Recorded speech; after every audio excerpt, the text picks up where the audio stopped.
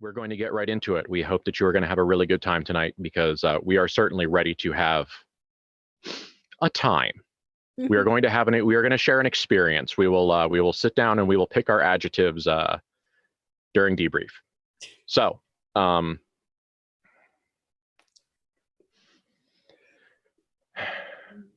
at the end of last game, everyone went to sleep, shut down, collapsed, entered into a state of deep restful disassociation, I think, on part of the Silver Slave, which probably need to come some sort of a name for. But that period of recuperation, or at the very least, that period of restorative oblivion is complete. It is what could be referred to as a morning, although Metropolis provides no shifting sun to gauge times, nor is there anything here save your own easily confused and misled mortal vessels to really gauge time. So we can agree that we all rested and that time is done, and now is the time for activity. So to start, let's roll our various start of game flaws and see how the Van Horsts are doing.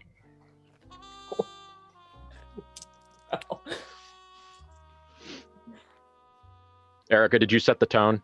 Oh yeah, I rolled a 4 total, 1 and 3. Nice. Okay.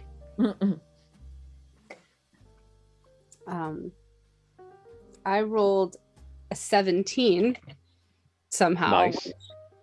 Means, and hang on, Bethany's at negative a lot though, so. Not on schizophrenia, really? Yeah, because you get negatives on your disadvantages. Okay. Yeah, how low on stability is she? None. She has none. You had a catharsis. I think you go back up to back up to Bethany's standard. Okay, then let me fix that in my sheet, because yes, I wasn't sure if we'd made it through catharsis time yet in her broken, sad brain.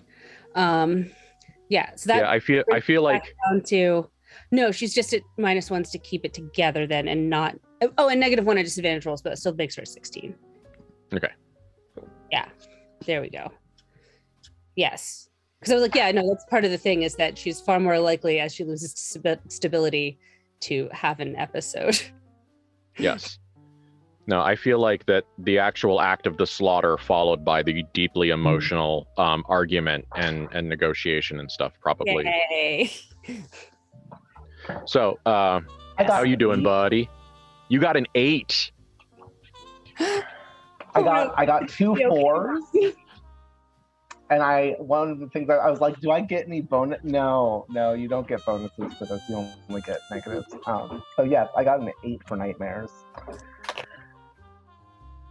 Matthew. I also rolled for Sixth Sense because I'm supposed to do that at the start of things, whether or not. Yeah, go for it. Yeah. Rolled a 12, and I think that's plus soul, right? Yeah, so that's I think 16. it is too. So Bethany's 16 all around, and the one who's doing okay. Yes. Bethany has her pants on straight. No one else is even dressed. Mm-hmm. But she had to take off the pants last game, so had the ability to now put them back on. Yes. Yeah. The rest of us are still disrobing. Yeah. Ahead of the curve. No one can commit casual genocide in trousers. Let's be honest. No. Yeah. Yep. And this is graveyard humor. We are whistling past a graveyard that we have filled ourselves. So, all right. Ooh. Let's handle some nightmares, Matthew. In a while. It's been a while. Let's take this minute and let's remind ourselves and people who may not be all the way caught up on the Lost TV show number of hours worth of backstory we've created, which is just delightful. When Matthew, the 3 siblings were adopted. at unsettlingly young ages, plucked from various homes by a man named Malus van Horst, who in a bunch of ways turned out to be both a wonderful and terrible person. One of the things that he did that we are collectively still deciding whether it was a good move or not, made a deal with terrible forces right here in Elysium for Matthew Van Horst's health and well-being. When Matthew Van Horst was picked up / kidnapped / high velocity adopted, he was actively dying of measles. It is a terrible disease. We recommend, I'm not going to describe it here, but it's a thing. Matthew was actively dying of it, and a deal was made to restore Matthew to physical health. And it went great until Matthew and his siblings killed the whole shit out of the thing that deal was made with. And Matthew stuffed the remaining pieces of it in his soul, like the person who ate your discarded pizza crusts. And it was cathartic, but also troublesome, because what this meant is that the case of measles that Matthew got rid of is now almost literally haunting him.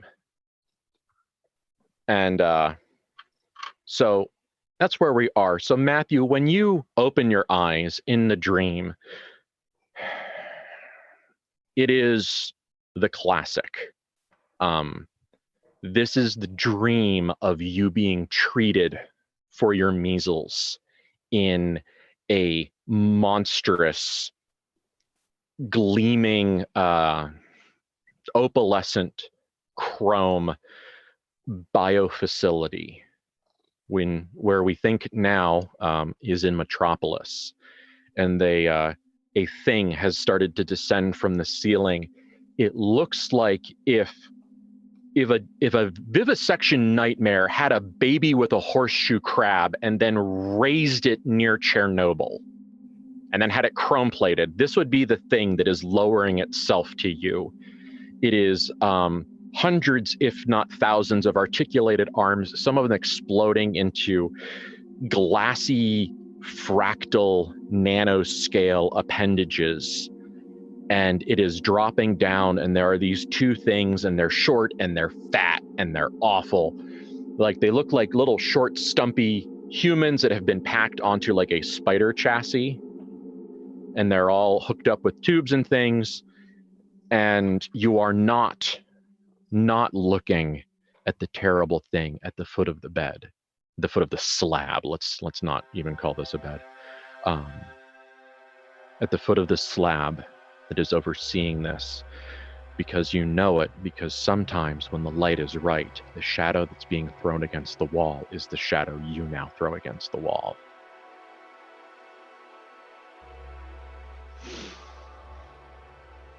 So this thing lowers itself, and you are bound down. And Matthew, in this instance, like you've gone through an almost infinite number of variations of this transformative experience.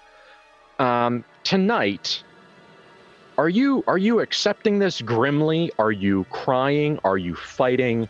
Where is young Matthew? Where is this artificial version of young Matthew tonight? I think that with what has recently happened, and with the experiences that he's been kind of sublimating and things like that, he cries out for his sisters. Like in this dream, at this point, he barely knew them. He didn't even really know them. He was quarantined from them. But there's a subconscious need, because I think that this is a dream of being helpless and alone in a very real way. And with what happened, this the day before was a lot of situations where, through his own and Bethany's actions, he felt a tangible feeling of loss when it came to both of his siblings. The possibility of losing them, of Clara drawing away from him, of Bethany almost leaving. And I think that there's a level of knowledge that he has that he doesn't admit also, that without his siblings, he is what, like, being brought into this family is what gave him power. It's what gave him strength. It's what gave him literal health. And so I think that there's an association that he has with family and with being, part of this group. And the concept of power. And like they go such hand in hand. And so the idea of being helpless, of being a child, of being alone makes a lot of sense for him to associate with the loss of that, if that makes sense. You are muted. I'm muted. Okay. That all makes a lot of sense.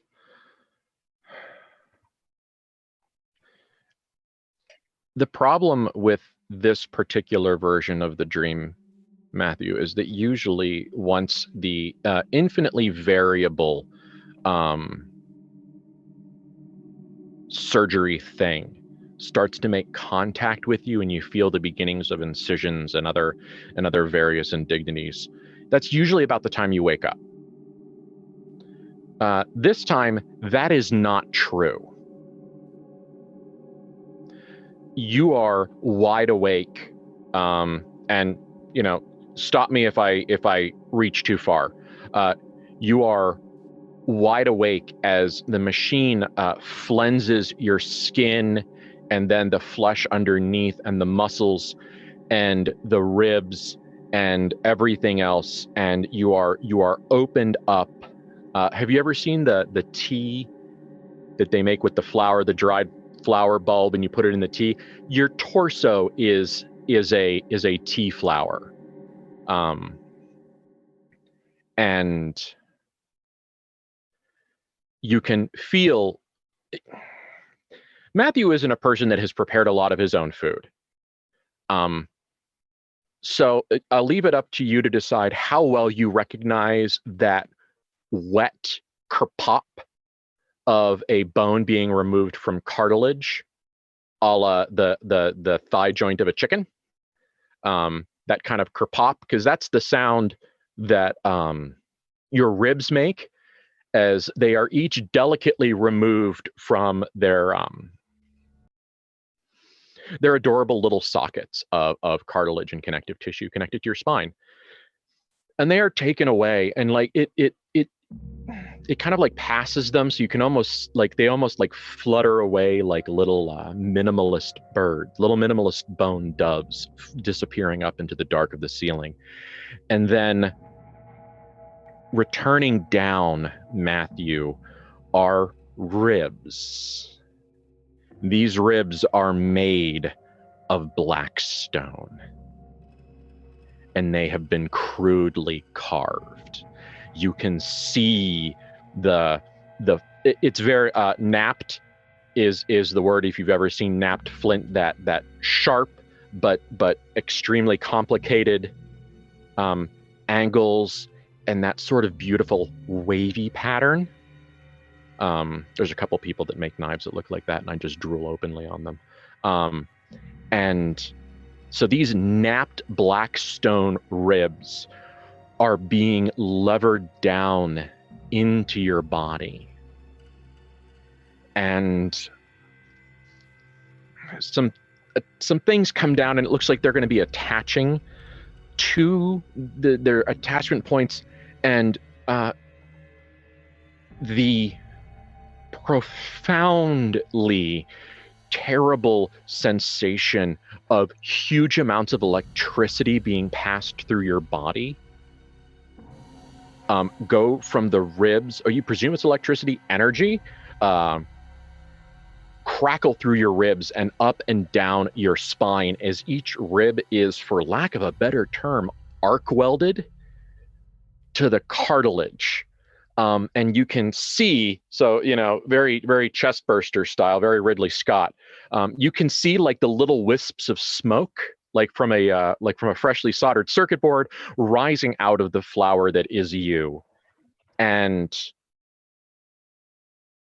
you are awake for this entire process. And for the process of being reassembled and sealed back up.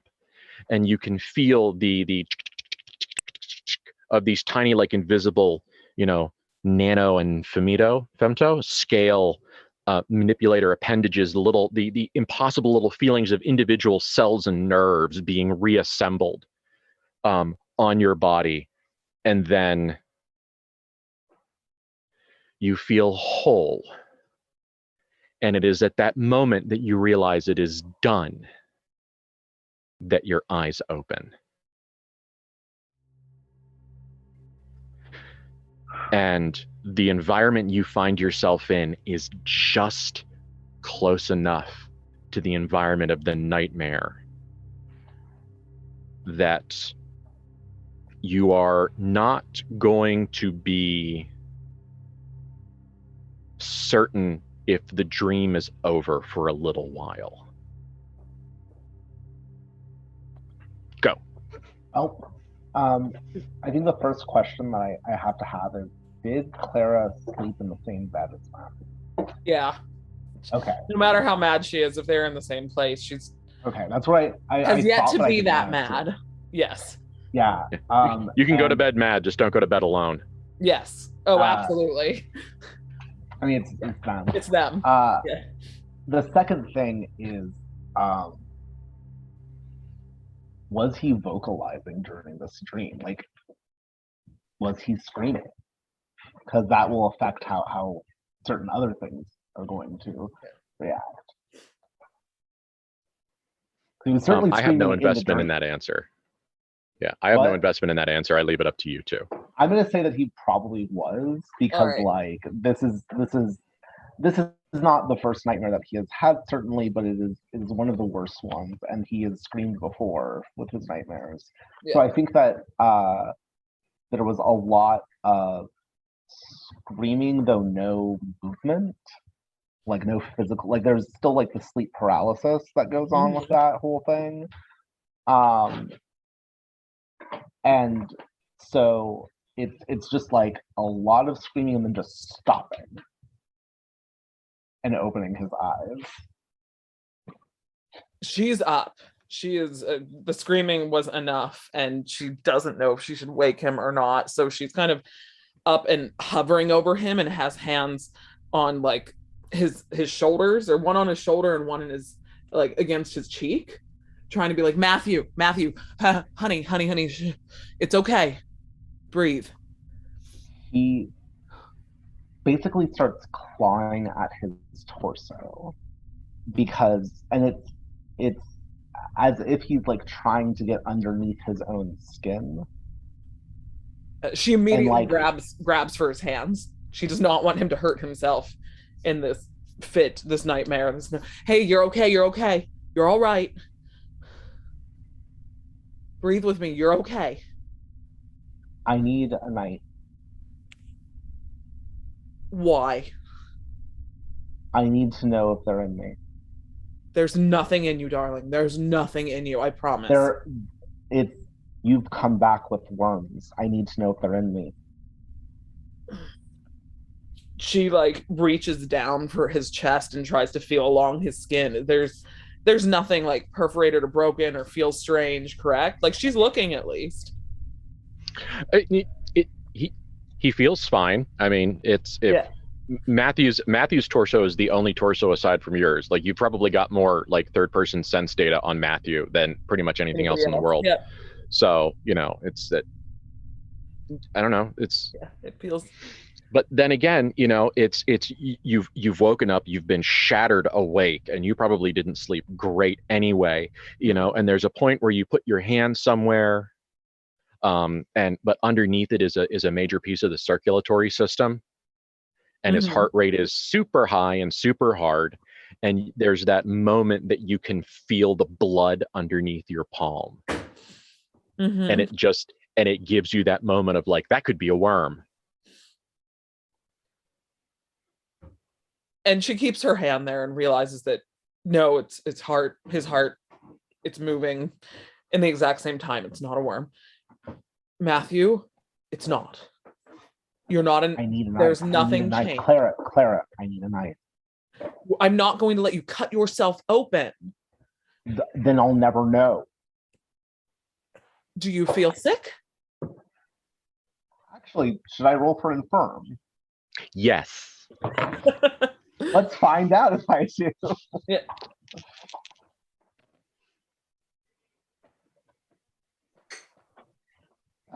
Are you infirm? I'm very infirm. I got a 9. Oh. Yes. That's what you get for rolling all those 15s, you sons of bitches. Come home to roost. So I'm guessing he feels feverish. And he feels feverish, and you can actively watch like rot, like a time lapse of fungus, like rising from his armpits and behind his ears and out of his nose. And when he opens his mouth to like emphasize a particular word, you can see the measles sores start to come out, and you can watch them travel across his chest. Correction. I am certain that you feel sick. Do you feel like you need to puke? Because that's always what happened to me. And there were very specific dreams, and I wasn't there anymore. I've never had the worms in Metropolis. They're when I go back. It's not worms, it's the stone. What happened, darling? Tell me what happened. It was a dream. I know the dreams can be bad. It was real. It's what happened. What happened when? When I was young. Okay, that was a long time ago. And I've never looked, I've never seen. What if it's been in me all this time? If you want to look, when we get back to Elysium, we can go to a doctor. But you've had x-rays. You've seen doctors. They've never said there's anything strange like that. They would have seen it. There's an illusion in all these. There isn't one here. This is the only place that I know, Clara. And he is feverish. He is not fully here right now. Like, it's clear that he is still kind of half in the stream, but like, it's one of those things where you wake up and you know it was real, and like you're certain it is. If you've ever had like one of those sorts of nightmares where you wake up and you're like, this happened. I know it to be true. This is where he's at right now. It's very clear. She just gently like traces the side of his face. It's like, Matthew, you're burning up. You were very sick and you're tired. And I promise, when you're a bit more awake and your fever isn't bad, if you really want a knife, we will figure out how to look and see if it's in you. But right now, you need to rest. You don't have to sleep, but you need to rest. I'm going to get up and get a cool cloth and try to get Bethany. But you need water and you need to cool down and you need to let your body recover. He will press his feverish forehead against hers. It's hot and it's not exactly the greatest feeling. No. I need water. Water. Let me get you that. Get Bethany. Just lay here Relax. I will be right back. I promise. I love you. I will be right back. All right. Getting the water will be an action taken without difficulty. So while those two are trying to cool, well, I guess Matthew's literal feverish dreams at this point. Yeah, I was going to ask one thing, which let's say there isn't, but he is 100% looking for a knife while she's giving him that water. And I'm okay with him not finding one because I'm not sure if there is one around there, but like there's that moment where he's like, How about we take that compulsion and we put it in our collective back pockets? And if we have a disastrous roll later on, we'll use that as a springboard for further disaster. I'm here for that. So for now, he's like, I have not found it. It's okay. This is fine. We're going to figure this out later. Yeah. But let's check in with Bethany. Bethany, your shit is, as they say, on lock. Yeah. Your fit is perfect. Somehow you are here and everything that went wrong, and you are arguably perfect. Yeah. Your orientation is strong. You're oriented times 3. You are comfortable. You are feeling the gentle synthesic hum of like your burgeoning inhuman psychic awareness kind of surrounding you and giving you some extra information. You feel pretty good. Where in the cistern or the tower are you feeling good? Somewhere, like, I know that Claire was in the most opulent room at the very, very top thing. And that's sort of where they ended up. But is there like a side room or something that is generally near-ish by yes, things? Like, she doesn't want to be in the weird room. Geiger fuck dungeon? Yeah, she doesn't want with her siblings who fuck. She just doesn't want that. Okay? No sleepovers in the fuck dungeon. No. Whatever they do is whatever they do. Don't need to watch. Thank you. Spent enough, whatever. Sibling. Anyway, so she's somewhere elsewhere, but not that far. Okay.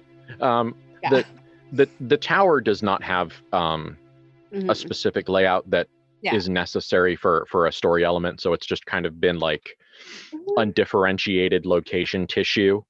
Yeah. So we can decide that there's some sort of like servanty antechamber that is like nice enough, or like waiting room with pillows or recovery pit. I don't care, but like some sort of place that at least has a door and is near-ish by is where Bethany ended up. You didn't know what you found when you went to sleep. Yesterday was a day, trademark. Yes, sure. And so when you essentially grabbed everything that you could find within 10 minutes that felt soft and appropriately textured for you to sleep, and found a room with a depression in the bottom of it and just threw it all in and collapsed into it. You weren't thinking about what the room was for. No. But after you have woken up and it you wake up and you do like the happy stretch and the big yawn and you hear like the little flute music and dee dee dee doo doo doo dee dee dee doo. You wake up and you feel great and you kind of feel good. Yeah. It's always the afterglow of catharsis. And when you look around, you are certain that this room is for one of 2 original uses. It is either a hot tub or an abattoir. Okay. Because when you take the soap and knives out, they both share many features. I was like, is there a drain in the bottom? There's a drain in the bottom. Yeah, there's a drain in the bottom. There's some what looks like vents on the outside. There's some, like, you could call them hooks. You could call them curtain hangers. Like, you could make this into a boudoir or a butcher shop with just a few accessories, ready to flip. Alrighty. So how do you feel? I mean, do you feel hot tubby or do you feel butcher roomy, or are we just kind of 50-50? Gently 50-50. Could go either way. Okay. Especially because as it is currently a bed and she threw all the soft things in it, it's a nest. Oh yeah. Oh yeah. So currently she's in a cozy nest that could, yes, either be a hot tub or an abattoir. You have slept in both. No. All right. So in between waking up and the indeterminate but relatively short period of time before Clara finds you in a state of not, what do you do? Like, what's the next, like, what's a little bit of the morning that you do right now?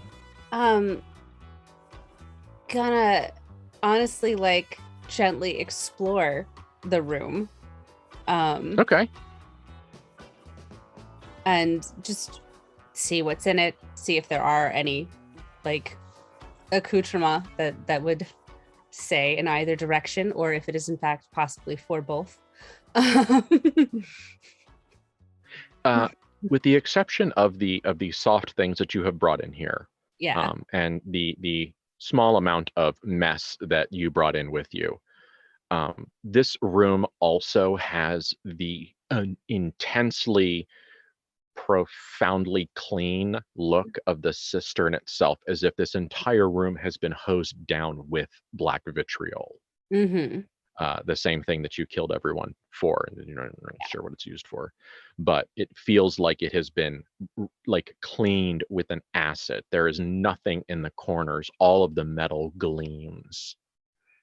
And it is so smooth that, like, when you put your finger on it and run your finger down, it suction cups and makes the squeaking noise. Like, it is that clean and smooth.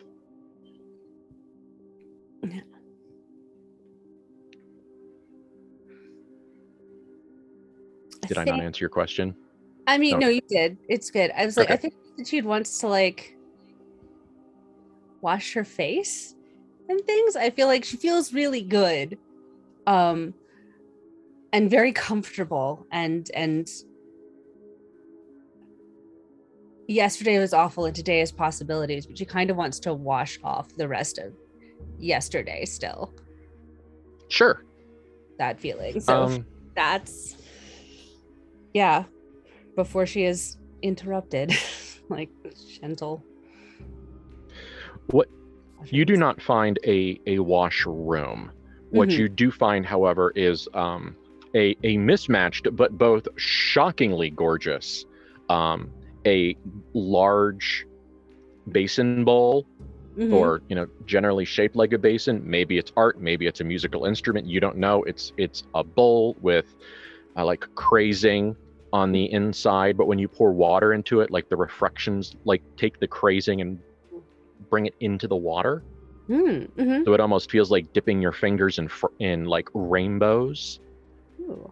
And a decanter of what is clearly intended for some kind of consumable liquid that is full, and it has that it's glass, or at least it's a clear, rigid material, and it is warm like a thermos. Ooh. So it looks like the unnamed sole survivor manservant actually placed excuse me, a warm vessel of water and a wash-up bowl outside of where it found you sleeping.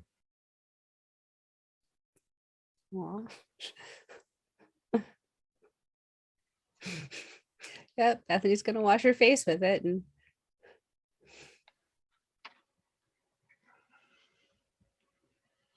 possibly gently have feelings about them starting to become people. Oh no. She hasn't interacted with one until now, and now it's being nice to her. They were all terrible, and now this one is being nice. Oh boy, that's the last thing we want to have happen. Mm-hmm. So maybe the thing that if you agree with this is super grim and I love it. You don't have to though. Maybe the reason that Bethany is like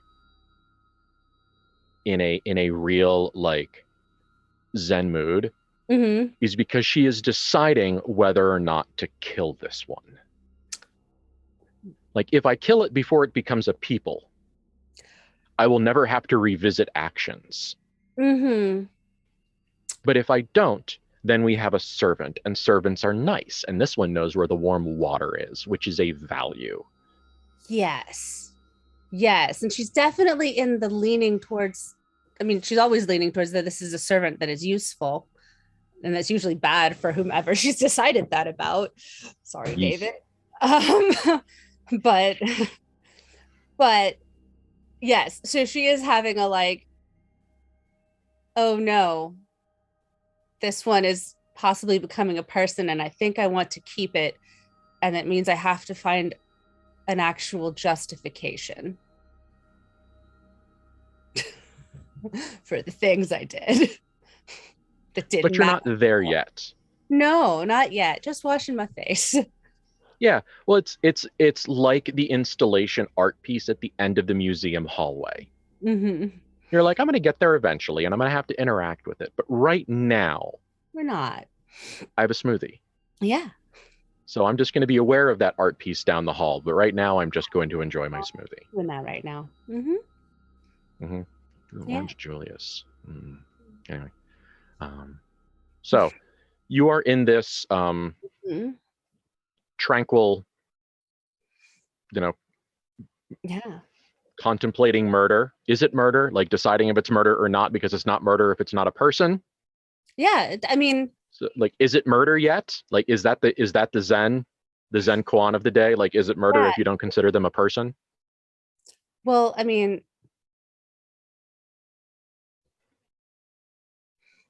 yeah, we're hitting a quandary because the first thing is like, well, no, it's not murder if you don't consider them a person. But is it murder if other people consider them a person? Maybe. Because she'll fully cop that she murdered cousin Elizabeth and a bunch of the Royal Phoenix Society, but they weren't really people. She was a bag of blood. Like, that wasn't a person. So sure, that was murder, but that's because other people thought they were people. And I feel like this is the perfect mindset for your sister to come,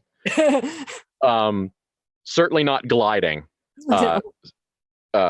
something in interrupting your peaceful goddamn morning. Yeah. And so I will leave it to Erica to flavor that. Yeah, getting water. She ducked away to get water. Definitely puked herself. She's had to get away from Matthew so he couldn't see how shitty she feels.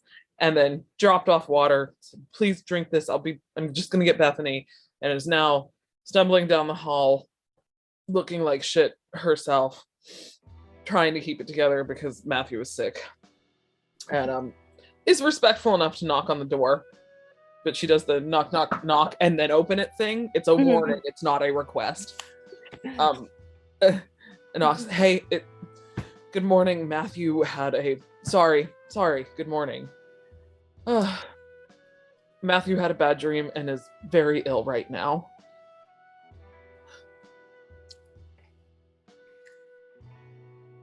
Okay. We should probably get him water and cold towels, and I haven't seen the helpful one yet. And I am not well myself, but that will be a problem later. Okay. What would you like me to do? Help me find water and towels. I got him a glass of water, but like, he just probably shouldn't leave the bed. Okay. This is all warm. And I think you wanted cold water. And she gestures to the very nice bowl and pitcher. Yes, probably. He's very feverish. Where have you encountered water here before? I think there was some in the room that I know that the one that helped my friend took a bath or a shower or something. So if you come back into the room, I just don't think we should leave Matthew alone. He also wants a knife. He thinks there's things in him. The dream was very bad. Okay. Let's go back to Matthew. Mm-hmm. Thank you. Mm-hmm. Okay. And she like very much like lets Clara lead her back, but in that way that like when you are like babysitting a child or it's your child or whatever, and the child is really, really, really upset, and you are obviously humoring the child, but you're absolutely doing what that kid like needs, and the kid is in charge of whatever we're doing because the kid is the one having a really bad time. That is 100% Bethany's attitude towards Clara about all of this. Just like everyone does to you. Yep. Mm-hmm. Yep. She's like, oh, okay. That's fine. Clara does not notice. Uh-huh. And also needs the help. She lets herself lead / be led from behind back to the opulent room. Yeah. And Okay. immediately looking around to make certain Matthew didn't find a knife. You know what? Let's roll a keep it together check, Elon, and see what state Matthew finds himself in. You're muted. You're muted, bro. Yeah. We want to hear your voice when it goes wrong. I know. So, well, that's better. That is base 13. Keep it together. That has cool.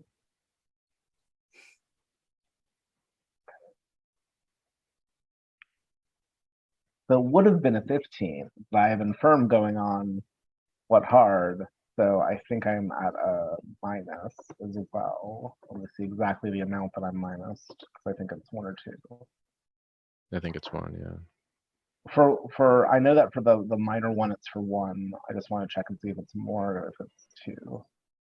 Okay. Well, a 14 or a 13. Well, yeah, it's not a huge difference. It's not a difference at all. So yeah, it's an in-betweeny. Yeah. So I've got a lot of options. I'm kind of leaning towards obsessed. You become obsessed. Mm-hmm. I like it. As the logical one out of this. Yeah. I think that so like the room has been, I don't want to say torn apart.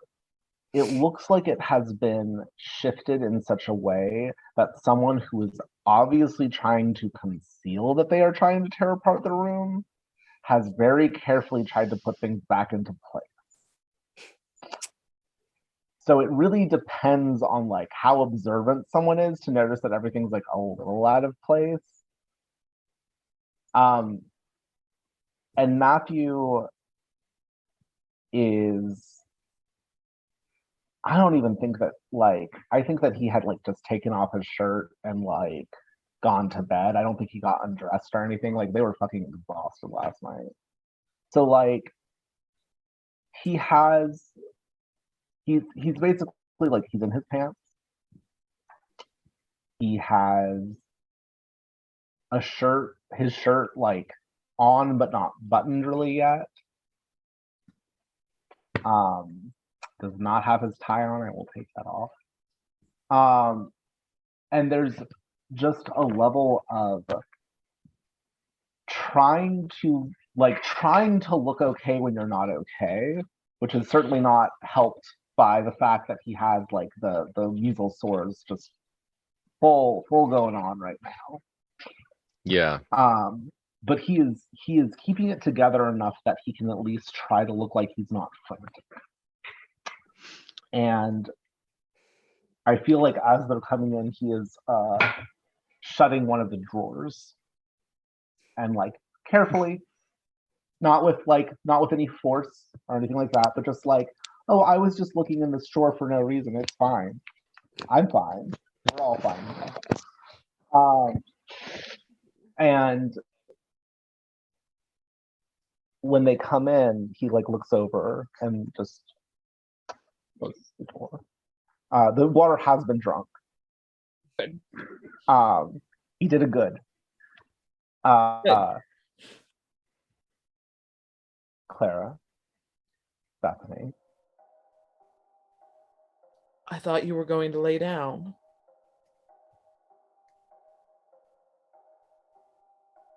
I just wanted to get my blood moving.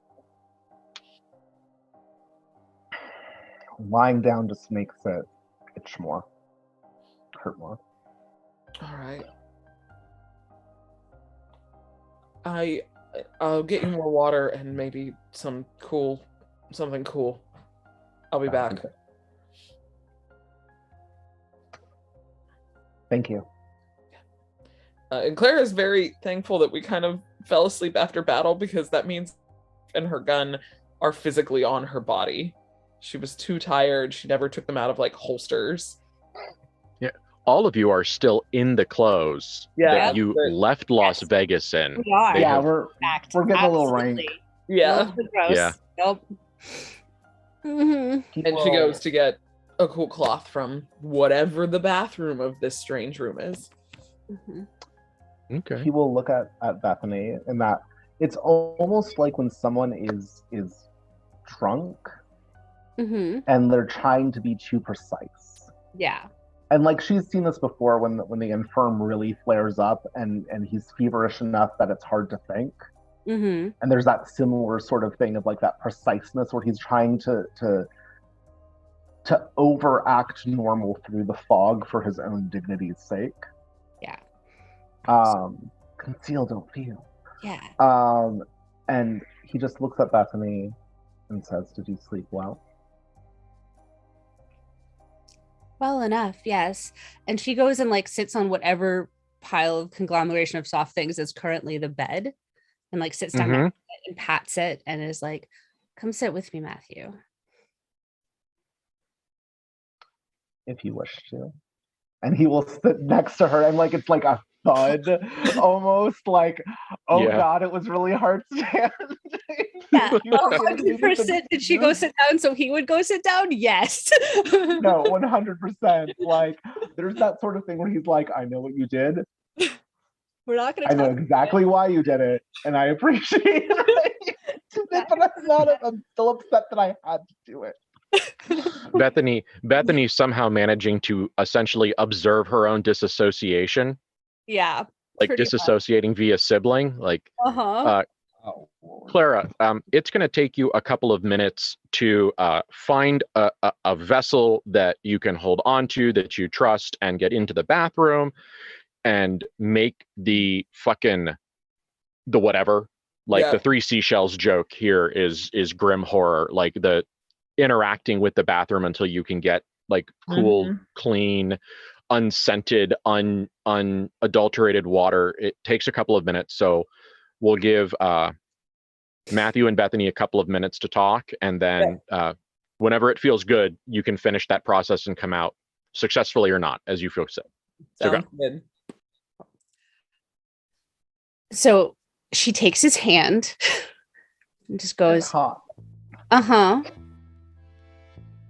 What do you need, Matthew? I need to know if my ribs are made out of the stone that we saw. Okay. Because I dreamed that they replaced me, and our dreams have been real memories before. And I need to know if it. Okay. Because also, remember what Cather said, or the angel that isn't Cather, whatever, that monster said and did is that he's recycled us again and again and again, the same souls over and over and over. So your dream might be real, but it might not be real for this you. He will squeeze her hand back.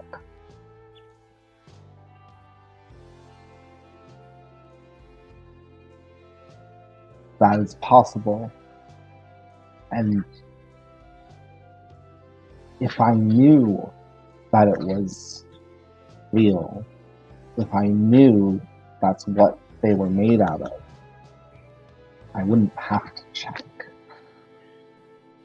But I don't know how to check without cutting myself open, and that will make Clara sad, and I love her. Yes, I know. Do you want me to try to look without cutting you and see if I can? That would probably be good. Okay.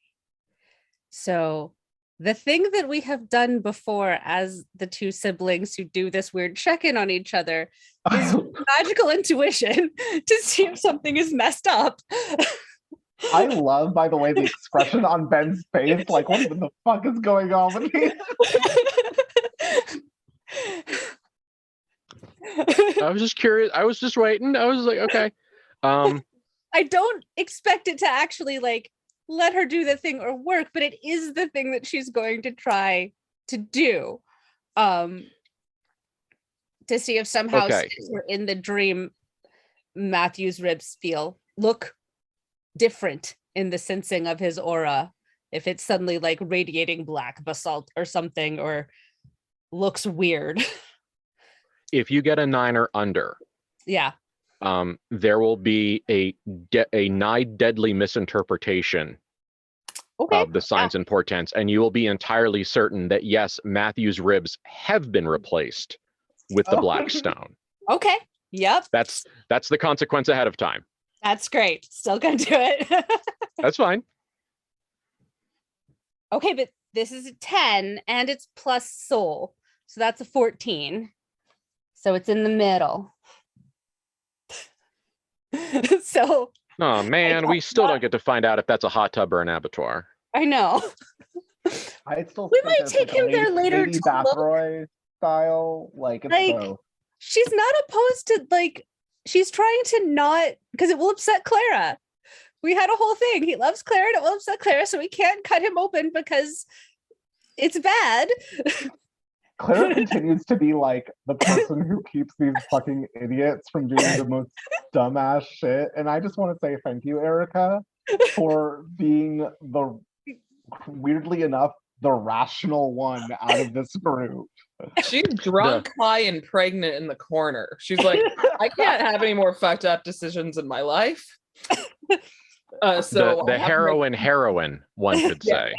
Yeah, I can't do anything else messed up, so I have to keep you two on the right track. Because then there's no order to anything.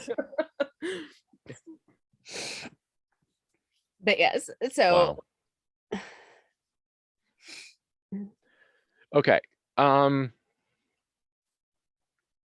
You are generally certain that Matthew's ribs have not been surgically and seamlessly replaced with a nightmarish versions made out of black stone from the Citadel of Kether. Great. However, there is a vibe that feels like he is, you don't want to say he's afflicted, but there is something that is interacting with him. Kind of like, like a resonance. There's something else going on. Okay.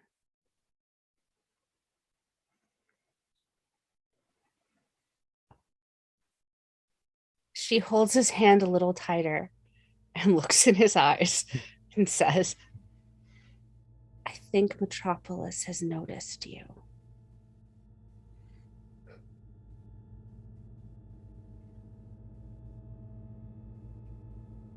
has become frustrating to me that I'm not sure if that's a good or bad thing. Because if you asked me this a few days ago, I would probably have said that is a good thing. But now I'm unsure.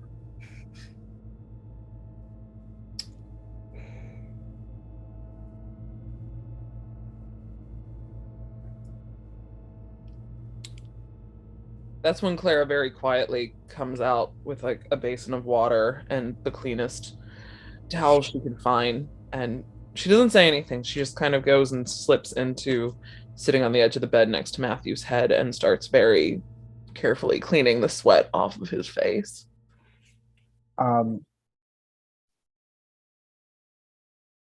I will say that like the expression that he gets when like Clara comes and he has one hand being held by Bethany and like Clara gently like relieving the fever that he is feeling, it looks like Clara is looking in the mirror when she takes a hit of heroin.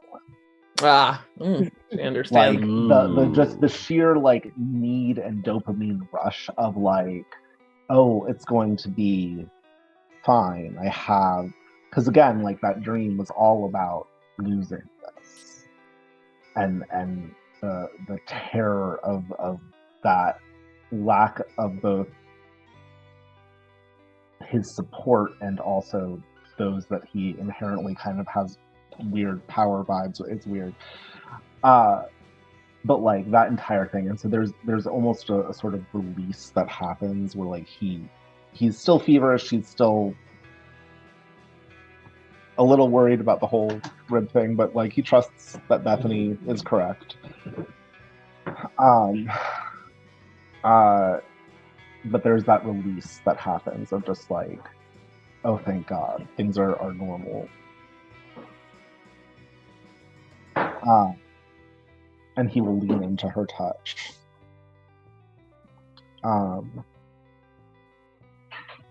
Bethany says that my ribs are normal. As far as I can tell, yes.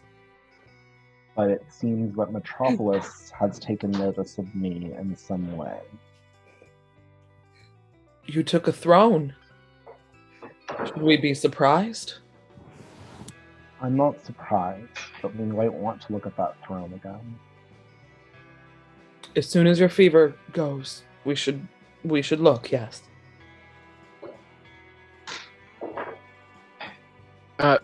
Matthew, the infirmity isn't going the infirmity isn't going to fade for a while, but much like anyone with chronic pain can tell you, you can eventually push enough of it out of your consciousness that you can function. So after a little bit of water and some cleaning and, maybe everybody dunks a couple of pieces of clothing into the water and squeezes them out and does not think about the color and the reason that the water turns. So you are probably ready to do something other than sit here and try to not feel your ribs inside your body. He's trying his best. During it, he tries for normalcy. Like, I'm fine. He will ask after both Clara and make sure that, because he wasn't really able to ask after her in the same way that he did with Bethany, where it's that sort of thing of just being like, are you okay? Like, obviously not okay, but like, how are you doing? How are you coping?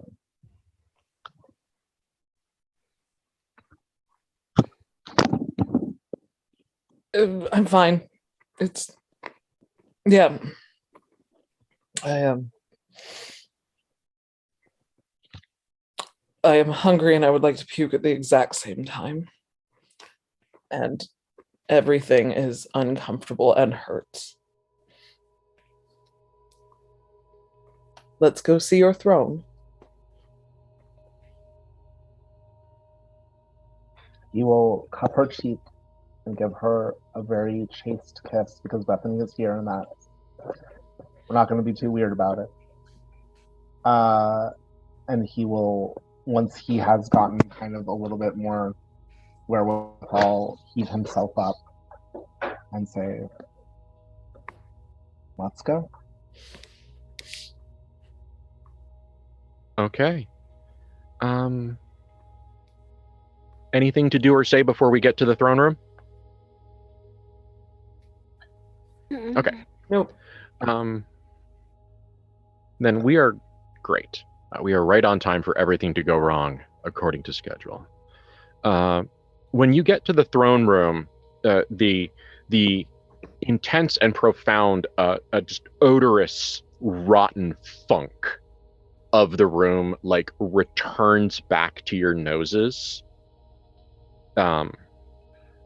possibly bringing back memories of yesterday's slaughter and screaming matches and death and terror. But there's an underlying, like maybe ammonia, some kind of a really powerful astringent chemical smell. And when you turn the corner, you see the helpful one. I like that. Good job, Erica. You see the helpful one in its explosion of fancy clothes. Like, as I said, it was wrapped in scarves and like layers of robes. It is not an outfit, but it sure as fuck is a look. And it has one of the spears from the ones that you killed, and it has some cloth wrapped around this, like the spear, and it's been shredded up, and it is mopping the floor. Like the walls have been like wiped down. Clearly it knows how to clean because it's doing top down. So it has gotten the walls not perfectly clean, but pretty clean. And it is now like mopping the floor, and based off the fact that the filth is up to what on a human would be its knees, like capillary actioned up the fabric. It has been at this for a while. Mm-hmm. Good morning. Good morning. We think The this water, time... was it correct? The water, was it correct? Yes. Good.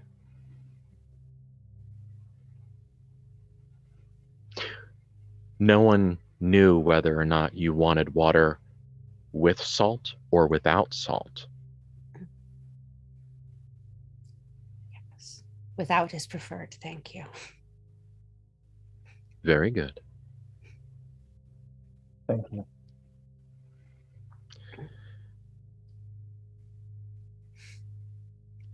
It has its head is wrapped back up in the silver headpiece. Mm-hmm. Probably because that's its comfort. And it's such a weird looking thing. It says, I have been removing traces of those who came before you while you slept. I presumed that you would prefer cleanliness over not cleanliness. We do. It was a good right choice. Good. Thank you. Thank you. I am happy to serve. We're happy to have you. You're doing a good job. Thank you. Is there anything I may provide for you at this time? I think we'll need food at some point in time. Would you like that to be soon? Yes, soon enough. And I don't know if you have alcohol here, liquor, wine, whiskey. I know it's from Elysium. I believe that Grisha El Kun did have a collection of recreational intoxicants. I will see if I can find it for you. That would be lovely. Thank you. Recreational intoxicants sounds like manna from heaven. Oh yeah. Definitely. Mm-hmm. We all need that, but especially Claire. I had the moment of like, all right, we're waking up for breakfast. We can't have our breakfast whiskey. We're not even getting coffee here. Oh God, we're in hell. We're rolling in a barren desert of hell.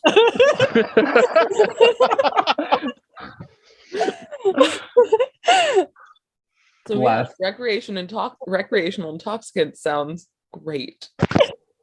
Best priorities Sure. here. Clara looked at the helpful one and went, maybe those drinks first and then some food. Very well.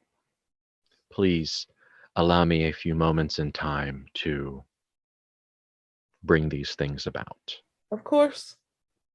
Matthew will look at it and then say, what should we call these?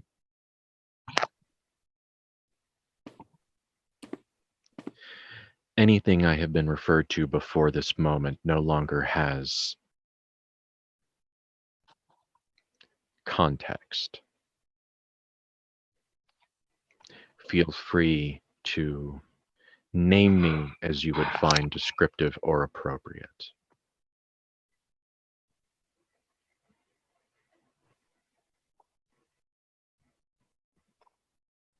Clara, you've interacted with them enough. A name is an incredibly important thing. Is there not one you were fond of at all?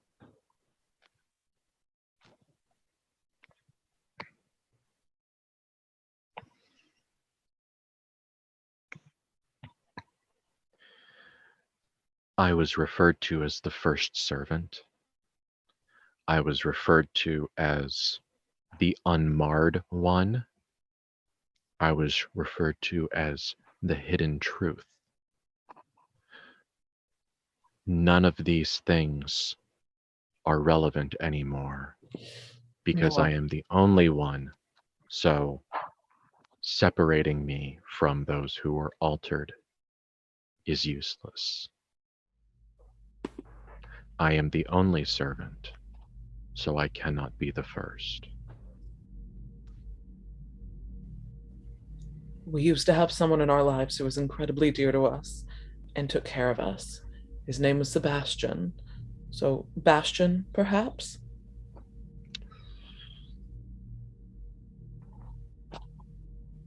What do the other two? What faces do y'all make?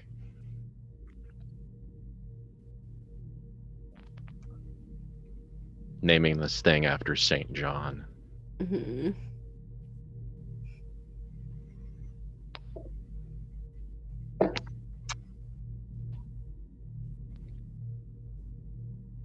I think that it's just like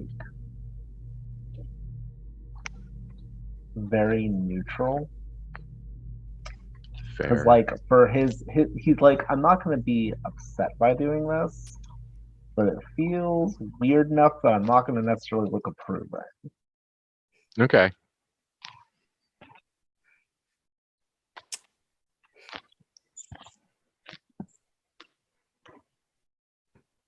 Bethany, you're almost entirely certain that if Clara names this thing some Saint John derivative, that it's going to become a people.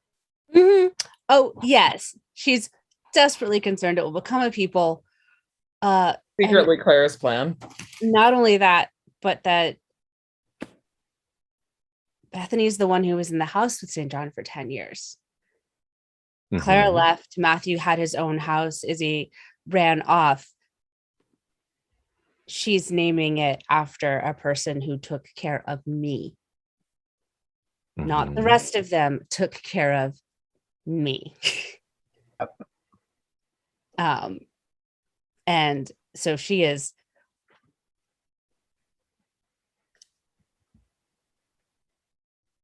angry about the idea and biting her lip and trying to look as neutral as possible, because this is a thing that will make Clara happy. And Clara's been unhappy the whole time. And she and Matthew had a great big fight because Clara's unhappy. And everybody else is really shaky. So maybe if we just do the thing that will make Clara happy, it will get better.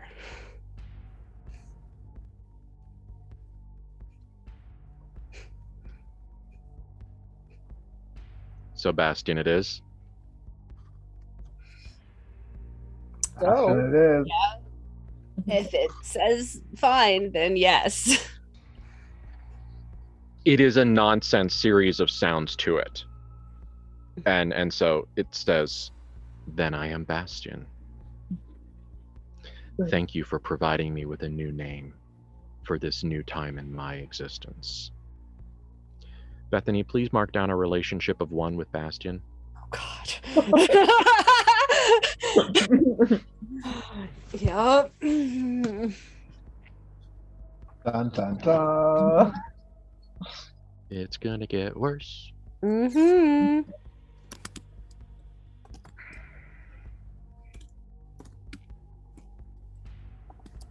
Clara looks at it and goes, "Thank you for providing us the things we need while we settle into everything being new for all of us.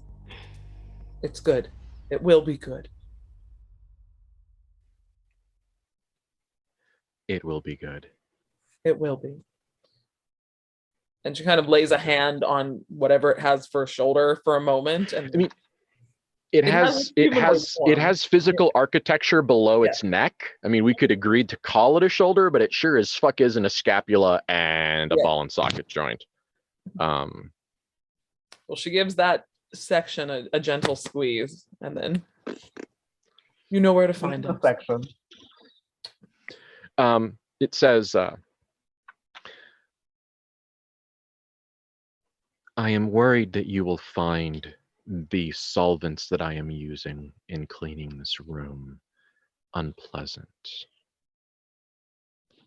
Would you please allow me to close it Oh, of to course.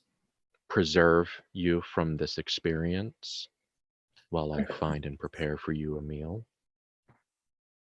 Of course. Is it talking Whatever about you the need throne to room? do. Yes. We need to go to the throne room first. You guys are standing in front of it. Yeah, we're Yeah. there.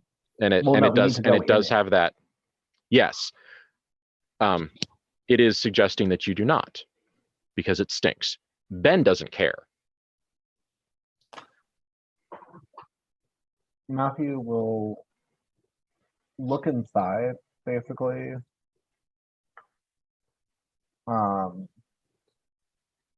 Just to see how bad the smell is. He's like, is it such that like he needs to wait? Like, you won't get -1 to your rolls or anything, but it is profound. Like, it is the same like filth and guts and offal and rot that it was, now with a delightfully piquant layer of like ammonia and bleach and chlorine and like other like acidic corrosive solvents, possibly even a little bit of vitriol. Oof. He will take a moment.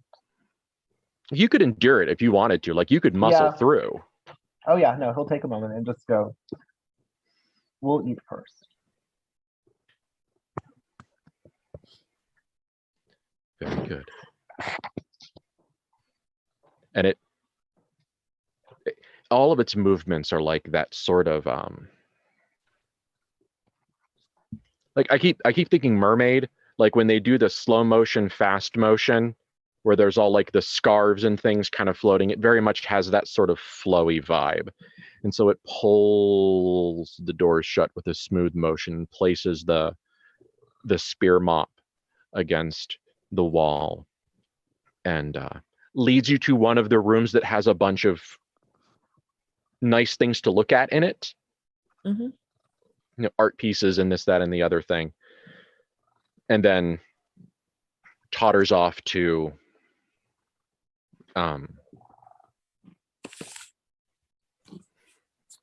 prepare the meal.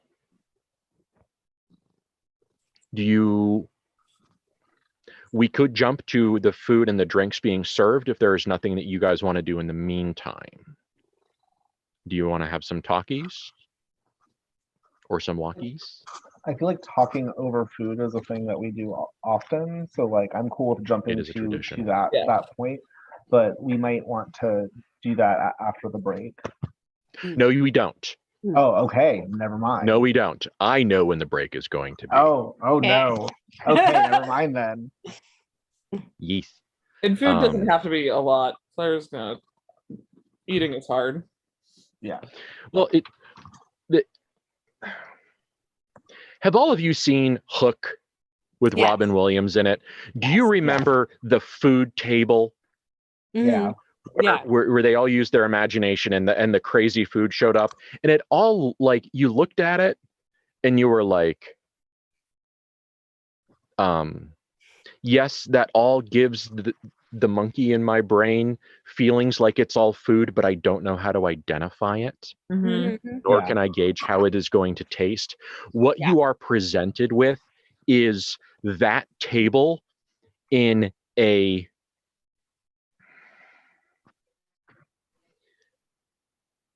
fractal, opalescent, mismatched Mad Hatter tea party of bowls and glasses and cups and goblets and all these other things. Clearly it has no idea what you eat. It has just simply it has simply, and it says this. I said, I have prepared for you some of every foodstuffs I am capable of preparing with what we have in the tower right now.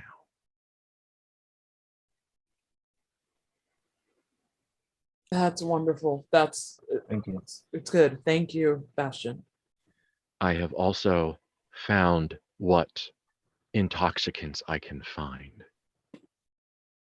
If you would like to consume them with your meal, maybe we should see which ones you find palatable. That sounds like lovely and wise. Yes. Okay.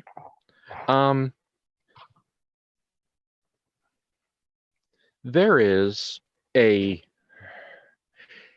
this thing had human taste buds, or possibly taste buds, this would be a really cool, this has a potential for being a really cool, like, alcohol tasting menu, but it does not. It has, and so the experience is a little jarring. There are delicious, there's like a delicious fruity drink that looks like oil, like it has that slick viscosity to it, but when it hits the inside of your mouth, it effervesces and like fills your mouth with like a gas or a vapor, which you then actually open your mouth and breathe in. Wild. And it gives you a feeling. It is difficult to describe. There is something that you are fairly certain is just good old-fashioned ethanol-based fuck me up fam. However, what carbohydrate it was used to create it, and what fucking yeast, where that yeast is from, or if it was even made that way, you don't know. But it's kind of got like, if you killed someone and you drained their body and let it soak into a bog, like for about 10 hours, and that was the bog you tried to make your whiskey taste like, it tasted like that. It tastes like iron and bog and fire. Wow. Yes. Somehow I feel like that's going to be our favorite, the murder bog whiskey. Yeah. Wow. Yes, the 87 murder bog. I Like, love it. coppery. That's All right. yeah. That's going to be our whiskey blend, guys. Coming to you in a store soon. The Van Horst's murder bog.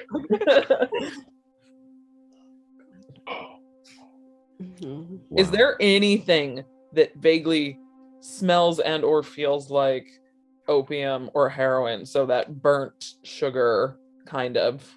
That's what Claire's looking for. She'll just go through all of the bottles looking for anything that is a hint of what she is missing.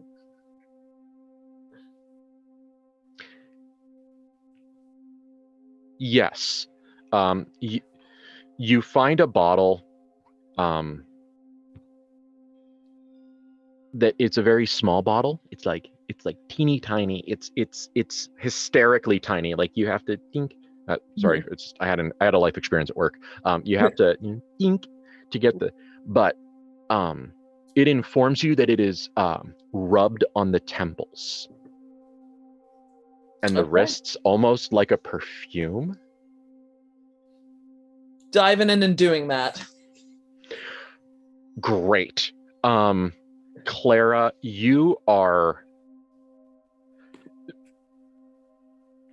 this hits you like you are in the throes of your addiction.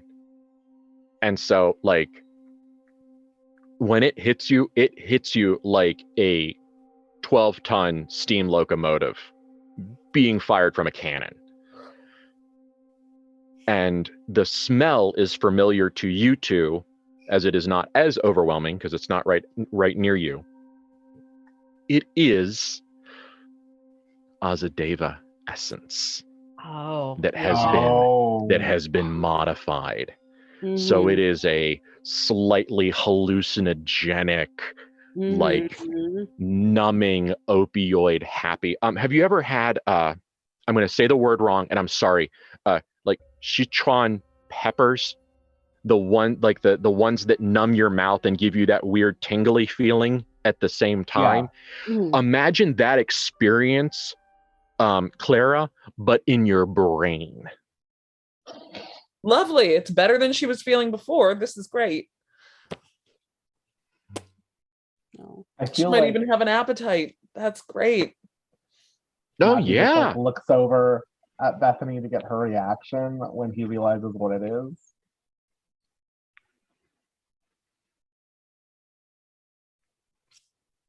Like it. If I may be descriptive, like Clara's eyes have rolled back in her head. Yep. This is Yeah. Mm-hmm. Like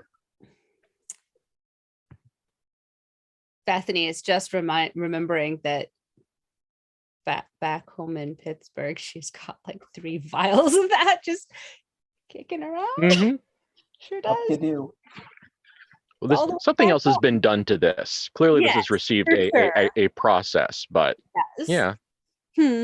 Interesting. And there's a part of you, Bethany, that you're like, I wonder if the Red Lady likes how this smells. And what if I went to the Red Lady smelling like Azadeva? I wonder how that would make the rest of my day go. Yep.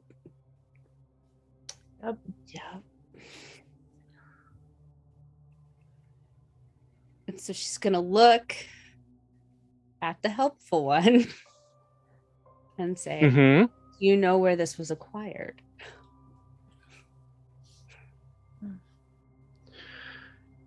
It was a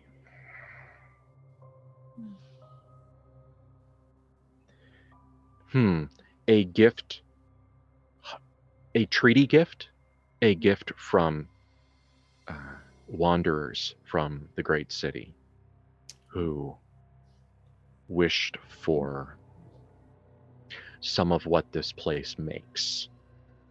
And this was one of many things that they brought in offer. My sister has a fondness for it, as you can tell. It is I can very smell helpful. it. I can understand its smell without being affected by it as much. I find it distracting, but not intoxicating. If I come across any more, or if I find, or if those visitors are ever seen again, I will inform you. Very good.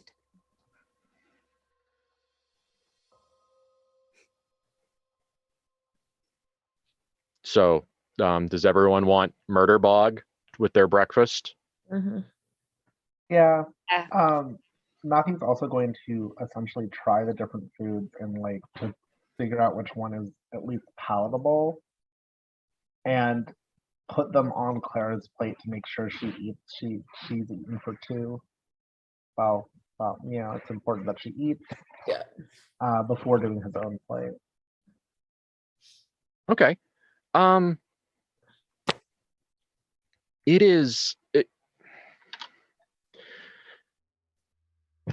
Many of the tastes and textures that you are experiencing in this moment, siblings, are not tastes and textures that are supposed to be food. There is a lot of shit going on designed for a lot of creatures, and some of it is probably designed for humans, but not your kind of humans. The humans you are supposed to be. It is fuck all weird. However, with a little bit of teamwork and more than zero retching and mouth rinsing, you manage to find a couple of things that taste enough like food and sit in the stomach like food. There is a mound of like, it almost seems like steamed bread dough. So it's like it's cooked, but it's like stringy. Like if you imagine like the stringiness of Turkish ice cream, except a carbohydrate. And that is dipped in a handful of different things that you can find, and there is something that you are not thinking too hard about that looks like it has some crunchy bits and some shell, and it's not wormy, but it is certainly in 30 years, if there is a 30 years, we do not owe you a future you can recognize. However, in a later time, if a Van Horst still exists and if the world still exists, you would recognize it as something like a prawn cracker.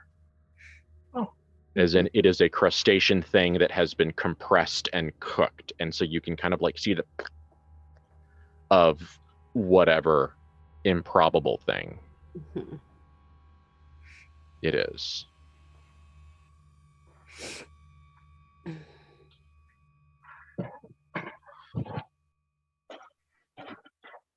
So the food is brought out, or the food is understood, and at that moment, once you guys seem to like settle it, like a couple, like Bastian is watching you guys as you work, and when it sees something that's been genuinely rejected, it like sweeps it away and takes it to another room. And so this happens a bunch, and the table slowly empties, but that's okay because this is a tasting. And so when it narrows down to let's say like 3 or 4 dishes, it says, I shall bring you all fresh. Let me bring you a meal unmolested by investigation.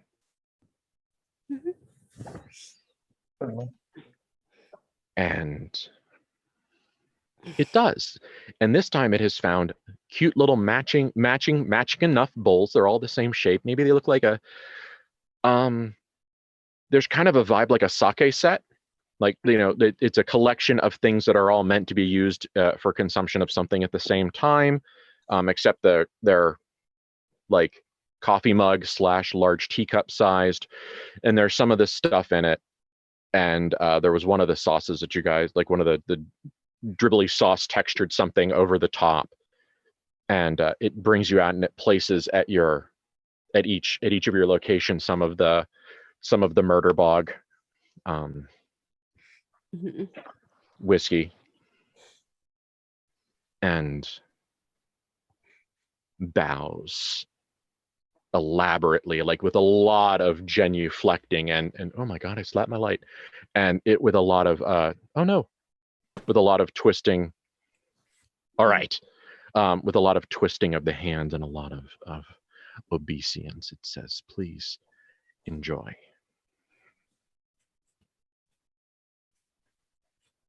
We do. You're dismissed. Go finish cleaning. You did a good job. Thank you. All right. It starts to walk away. You three turn to your food. Does anyone not generally at least start to get tucked in? No, like if Matthew's giving Clara things that are acceptable and they're in front of her and she doesn't have to think much about it, then she's gonna eat. She feels good. Food is good. Matthew's good. Bethany's good. Life is much better. Yeah, Matthew's basically doing the thing of like taste test. He's half taste testing for Clara for like the different things, and half poison testing for Clara. Well, okay. Bethany, we're going to use one of your sixth sense holds to inform you that you and your siblings are in mortal danger. Please roll act under pressure. Okay. Do it. I said last time he got poisonous. I rolled a 19. So hold. I don't think I have enough negatives to fuck that up. You don't have a -4. No, I don't. Act under pressure, I just have a -1. Yes. So just so 18. Okay. In a rare twist, it is not poison. What? Kicking open the door from which Bastian, the helpful one, came through is a half a dozen of the stone-masked monsters that you thought you killed all of. And they throw with devastating force some kind of a spear right at you, Matthew.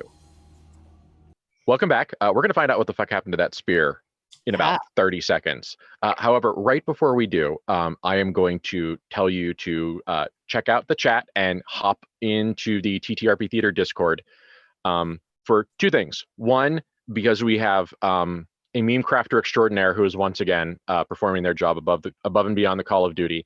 And two, please join the Discord, do the stuff, go to the Wrath and Tears room, and give us some hints for the bingo card, the Wrath and Tears bingo card, which incidentally got mentioned, and so we will make a Wrath and Tears bingo card, possibly for patrons. Plug, shameless. However, right now we are going to find out where and what this spear landed. Bethany, did you roll act under pressure? Yeah, I rolled something. Yeah, that's the one that's coolness, right? Yeah, I rolled.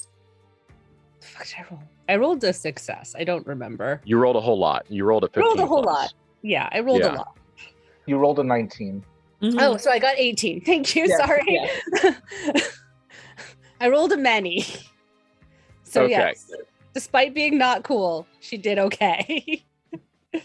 Yes. So how do you want you get to respond? You have a supernatural warning. You get to respond. How do you get one like combat turn, like one little like brief action. I want to telekinesis thwack the sphere off target so it does not hit Matthew. Okay. Roll plus soul. Okay. That's a 15 plus soul is a 19. Okay. The spear is just deflected up and away. Matthew, it goes way over your head to shatter against the wall. It was a hard-ass mid-air deflection. It was probably extremely creepy to see. Because when something is thrown straight at you, it fucks with your perception. Yeah. So it was like I don't like your brain is going, I don't know how big this is or how close this is. I don't know how big this is or how close it is. And then all of a sudden Bethany's slap tilts it up in front of you, and all of a sudden you comprehend the length of the weapon that was thrown at you with incredible force. Is this a smaller or medium object? I need to know for stability purposes. It is a 1 stability object. Thank you. I've marked down 1. I just wanted to make sure it was an only 1 stability object. Okay. You want to do something, Matthew? Mm-hmm. Yeah, I do. I'm gonna probably retaliate. No. But only to like be able to, because he's basically going to say throne room, because at this point he has realized that's why it wanted them to not go into the throne room, because it was setting things up for this. So he basically is going to yell throne room, and his goal is not necessarily to like fight these guys, but he's going to try to basically use inner power to try to make a path. And I don't know if he can do that or if that's an act under pressure sort of thing, so that he can try to get through. Inner power is by okay. Yeah. Inner power by nature is like a shredding, damaging power. Yeah, which is why like I don't know whether I'm acting under pressure to try to get around them or if I'm inner powering to try to hit them so I can run away. Like let's roll inner power. Okay. And we'll see whom you hurt and how much. Okay, that is better from all of my terrible rolls. It's plus of course. soul. So that is, I rolled a 12, so that's a 15. Okay, so that's 2 damage to all of your enemies. 2 harm. Several of the assassins that kind of came into the room behind the one that had the spear. You see that they were holding different various types of weapons. A couple of them had you don't want to call them sickles because they are a curved weapon, and it looks to you like it would be really good for chopping meat. And a couple of them had like some hammer / club looking things. Like they all look a little bit like implements, but they all look totally a shitload like weapons. And the one in the back that actually kind of catches your eye, Matthew, as you unleash divine trauma around you. The one that really gets you is there is one of them that is holding very close to its chest and kind of like ducking out of the way and trying to not be seen or noticed.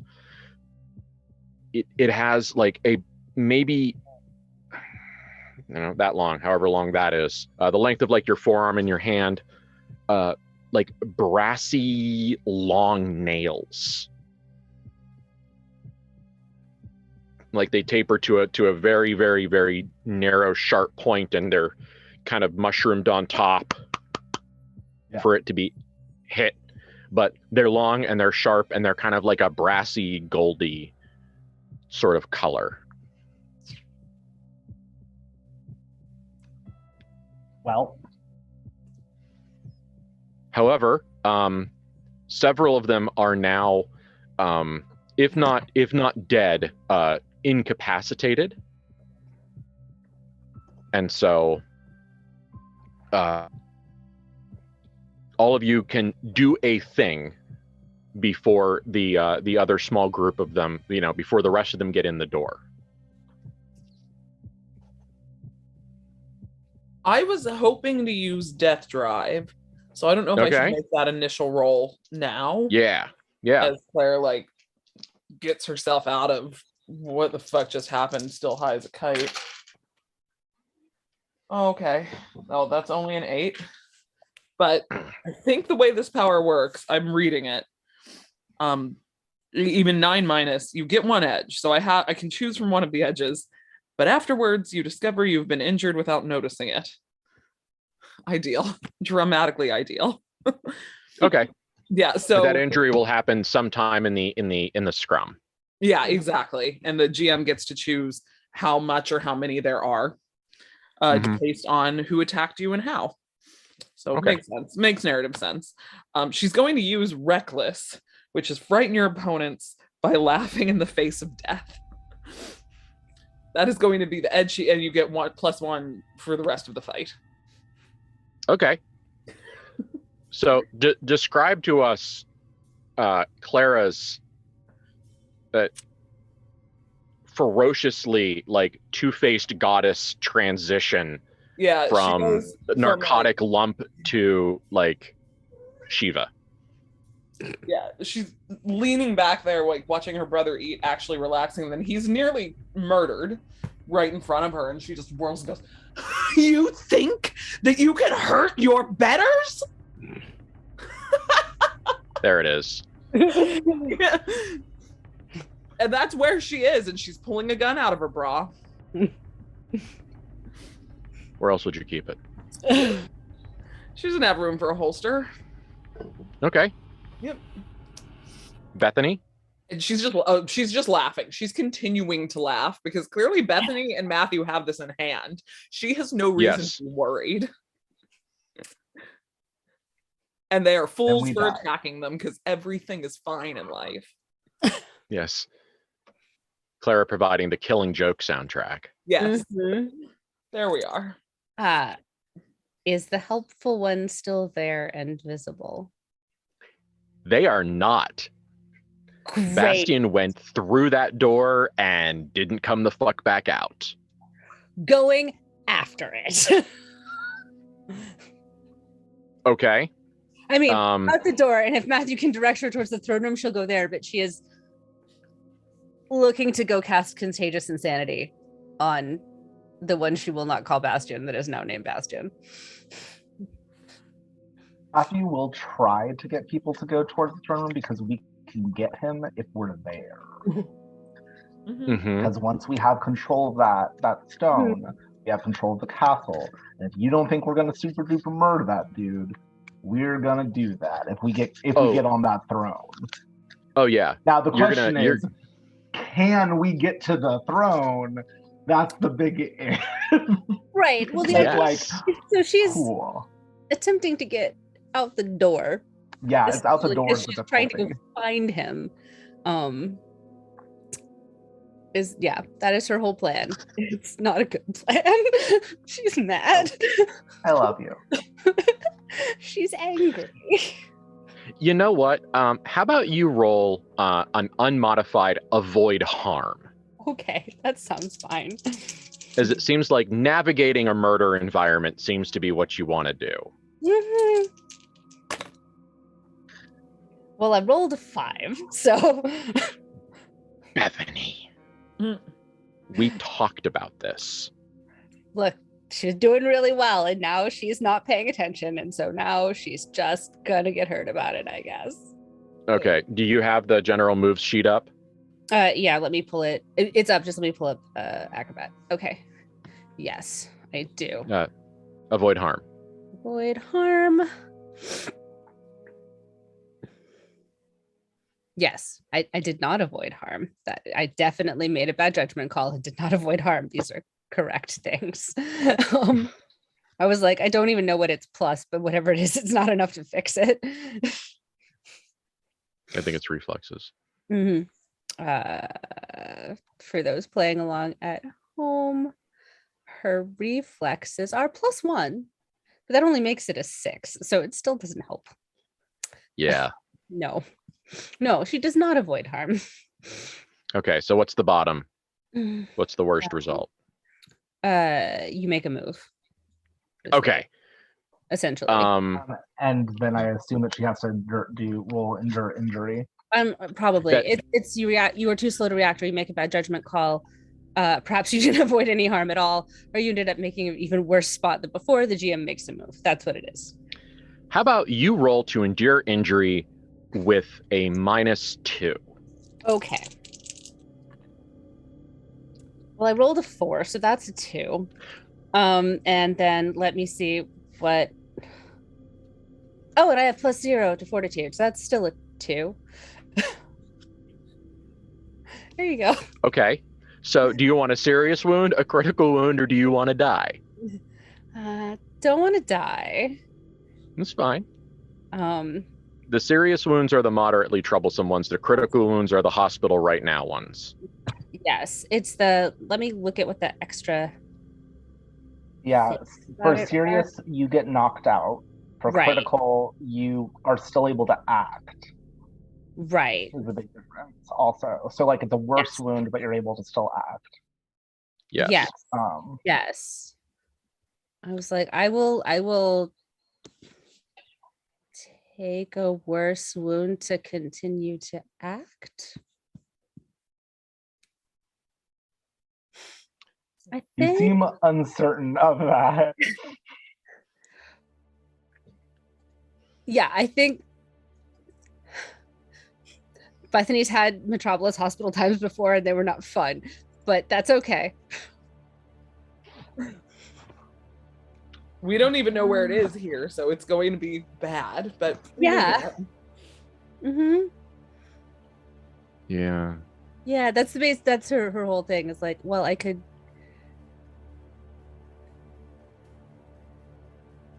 go unconscious. I just want to.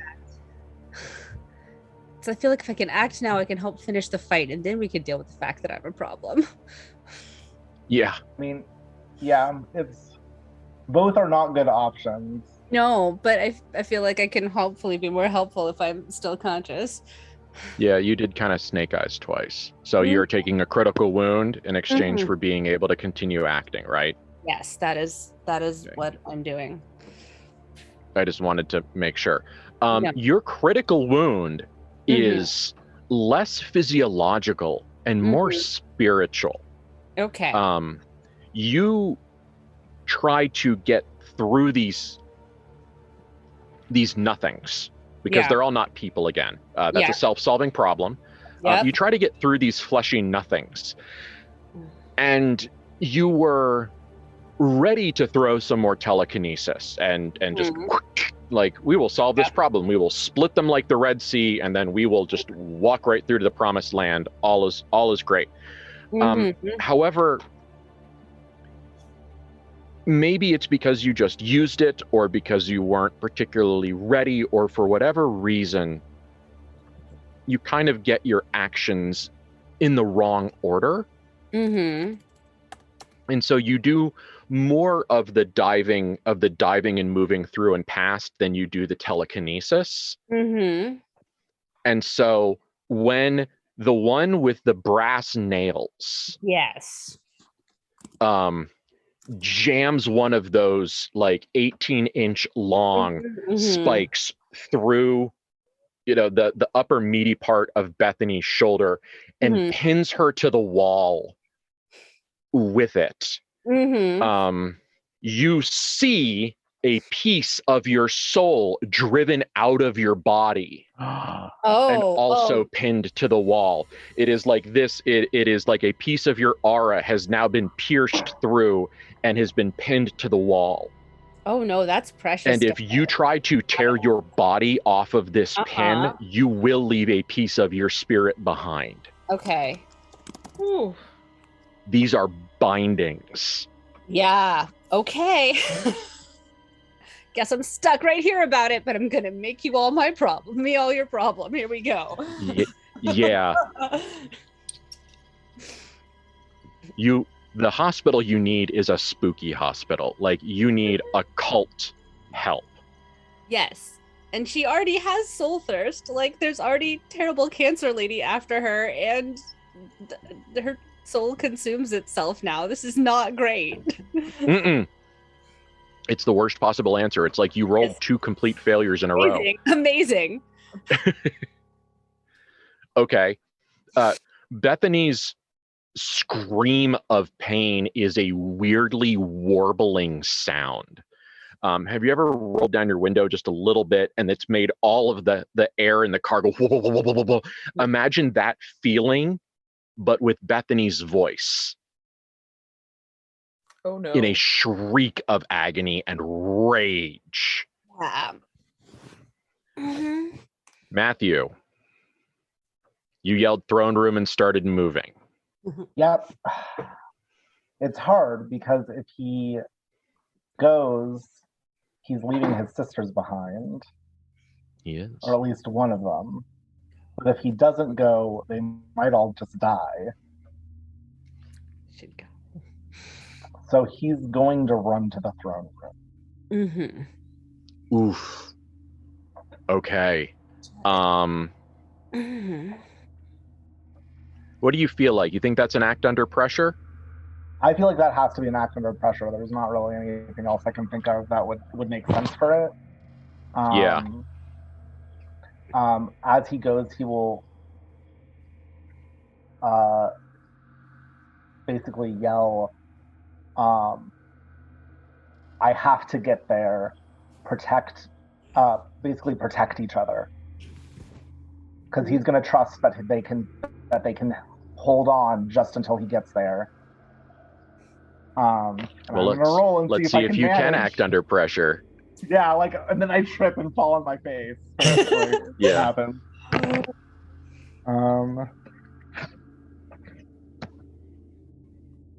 Well, you didn't make the face. It's true.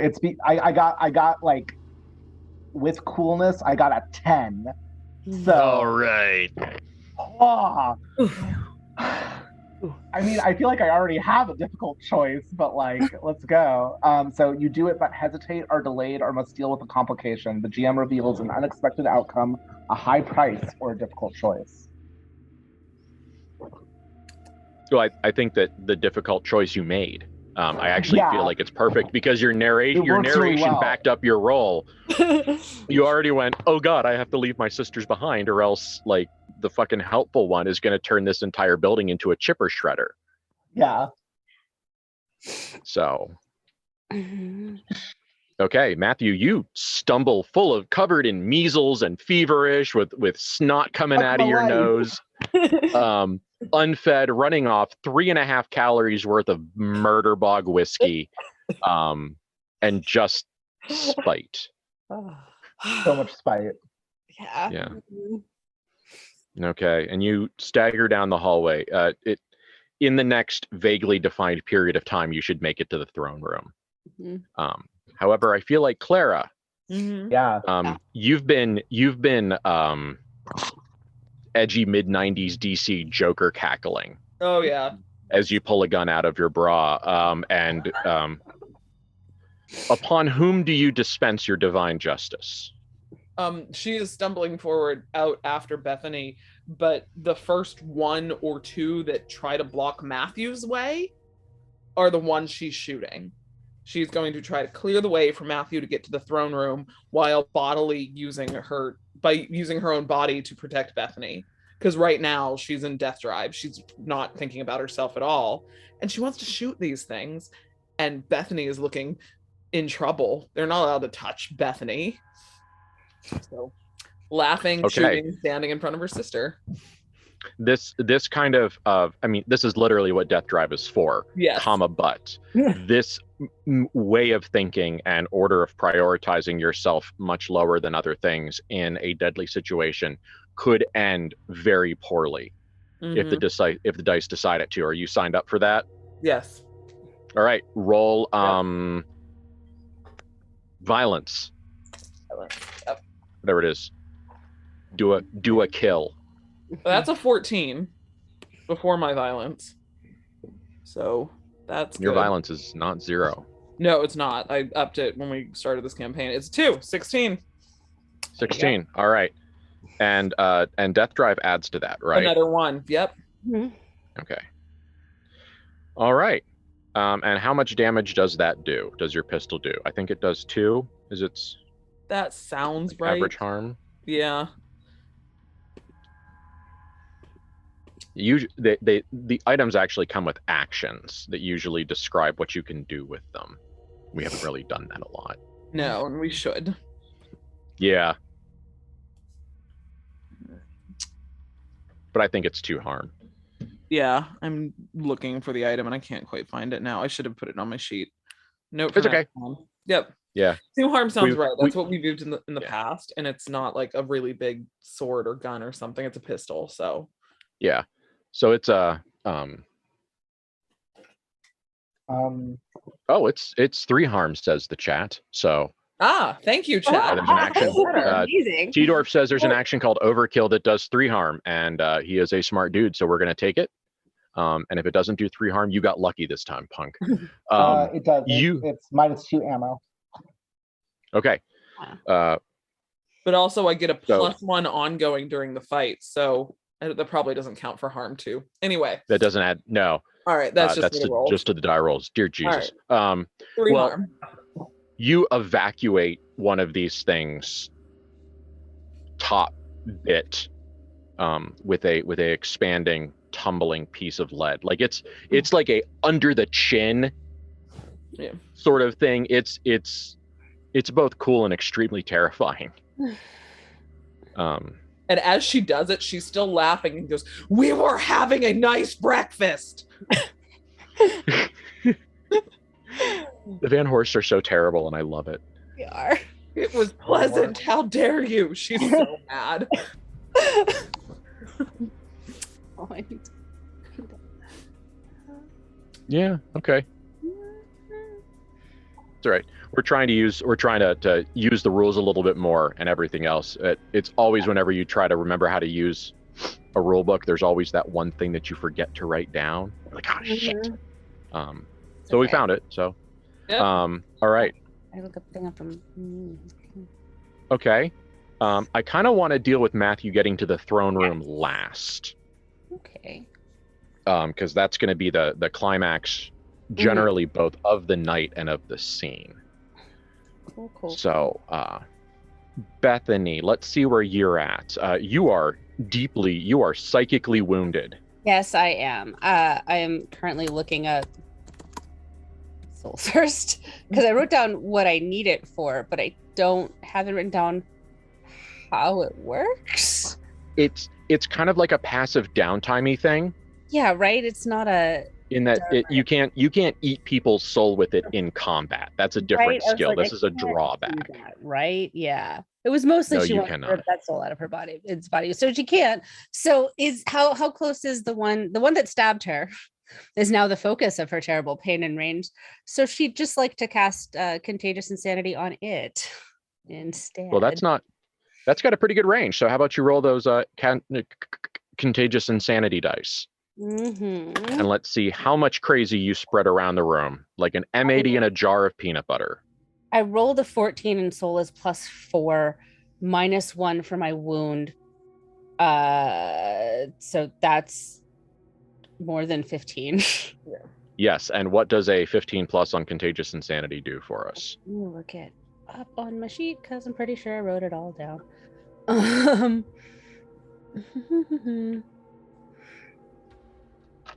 Oh, no, I didn't write it all down. I wrote down your madness infects someone. Let me look it up for realsies. Look it up. Okay. Now I'll look it up with you too. We'll see Okay. who gets there first. What's it called? Contagious Insanity? Yes. Isn't that a Oh, I know. Jamiroquai song? I know why it's not written all the way down. It's because it's on the broken sheet and it's over here, which I have up. Stop that. I'm there. Don't worry. Yep. So am I. I get 2 options. Affect a victim with temporary psychosis, in which they're haunted by their fears. Trigger disadvantage for PCs. Affect additional victim. Call for creatures of madness to haunt the infected. She really wants the one that stabbed her. Okay. So in what form do you want to do it? Do you want to shatter its mind, or do you want to see if you can actually call up creatures of... She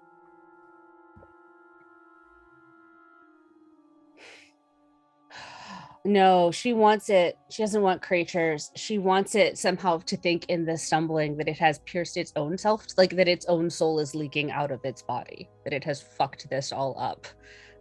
Oh, yeah. Okay. That's what she wants. It's not that. It's that she wants it to feel like in a mirror of her own pain and her own whatever, that it has somehow inflicted the same wound on itself.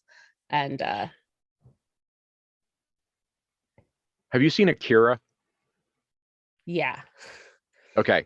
The scene, I think, where it's Tetsuo thinks that his intestines have fallen out, and it shows him trying to stuff them back into his body, and then the camera reaches back and it's just him like scrabbling at air.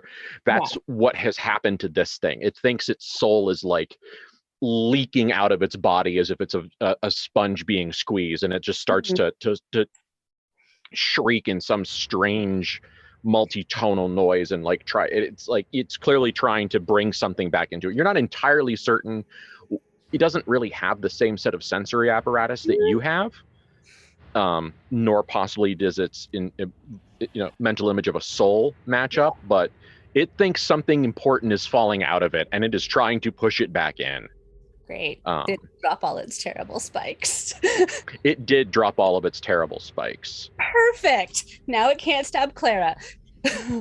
That is super true. That's great. That's what I wanted. Okay, you do have another. You get it. Yes. You get two. I do. Whichever one looks like it's going to. Question: can I see out the door enough? Is there anything coming after Matthew? I had a moment of inspiration as we were looking things up for a really great Call Creatures of Madness. Mm-hmm. I mean, I will happily call Creatures of Madness. Okay. Sublimating out of the walls in several places, reaching out are about 15 Bethanies.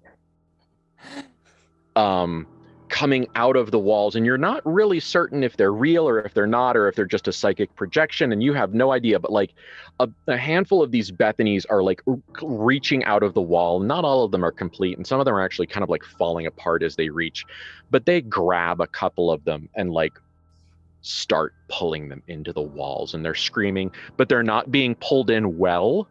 Yes. Like it's not a teleporter failure. Like they're literally just being squished against the wall as these implacable, tiny, cute little dainty Bethany hands are like dragging them in. Yes. Yes, good. Clara? I'm shooting the next closest one. She's okay. just going until she's going to be out of ammo. And okay. Just a nice workwoman like execution of problems, huh? Yeah.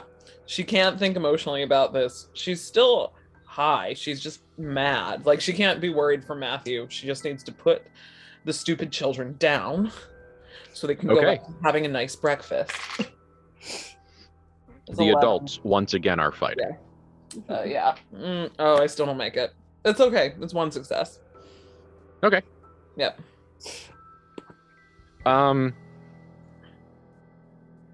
Yeah, you wing one. Mm-hmm. You wing one. It is hurt but not entirely dead. So there's like 2 more successful actions worth of combatants. We didn't really define them. It was just like a squad. So there's about 2 more actions worth of enemy combatants or a really brilliant AoE. I don't want to break it down that simply, but I'm just making it clear for goal setting. Mm-hmm. However, let us talk to Matthew. You ready to do your thing, dude? Yeah. Okay. You get to the throne room. The door is open, and standing in front of the throne, with a knife in one hand and like leaning over the throne at this moment, about to clearly plunge some sort of a knife. Let's get the camera right into its hand. Is the helpful one, who clearly has some idea about what the hell it's supposed to be doing with that throne. Yep. Because it seems to know what it's fucking doing, I'm not going to just try to murder it. I'm going to try to divine it. Because then I can make it tell me exactly what it is about to do, if that will help me better control it. Okay. Roll divine.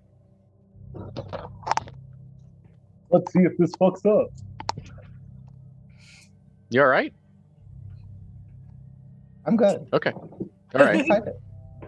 Okay. I'm sorry, did I sound like I wasn't fun? It read for a minute like you weren't having fun. And No, I wanted am to make sure having that my fun. friend I'm was just having fun. intense. Great. Okay, good. Continue to be intense. Make your faces. Okay. I got a mid success. So the question is what that does.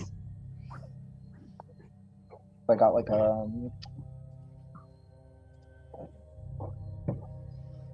got an 11. Divine.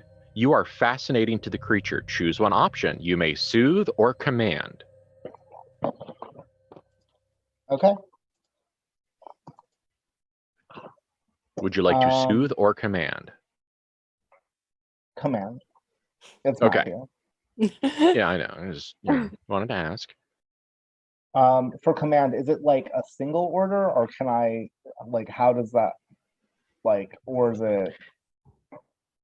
It's pretty vague, or open, depending on how you want to describe it. The exact words is command the creature and force it to obey your order. Okay. So for a scene, Okay. to steal common language, he will basically bust out, like, he's out of breath. He's got fucking measles. He's got all the stuff going on. And he like bursts in basically and yells, "Stop what you're doing." And he will point. Because I'm assuming that once he yells, it actually looks at him. yes. And he will point a little ways away from the throne and say, "Kneel and tell me what you were about to do now." Cool. With a wail, with a just a like, wails of despair are universal.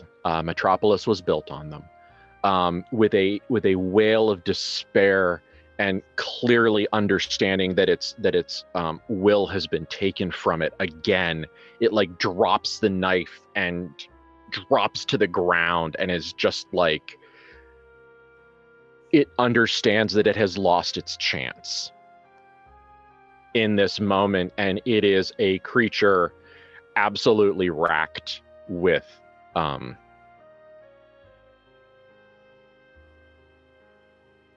just everything bad. It is racked. And it says,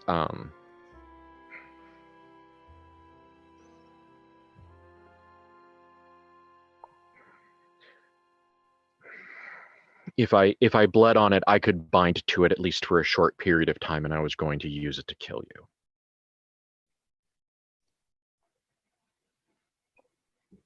Matthew will walk over, pick up the knife, cut his own hand, just like all while like looking at it, and place it on the throne.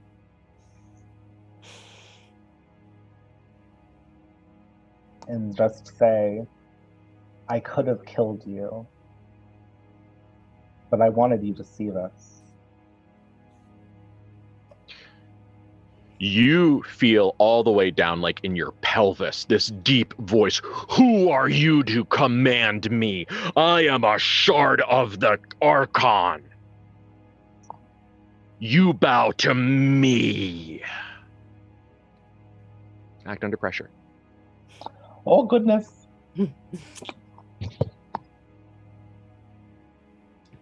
Is that coming from the rock or from the rock being? Yeah. From the rock. Valid.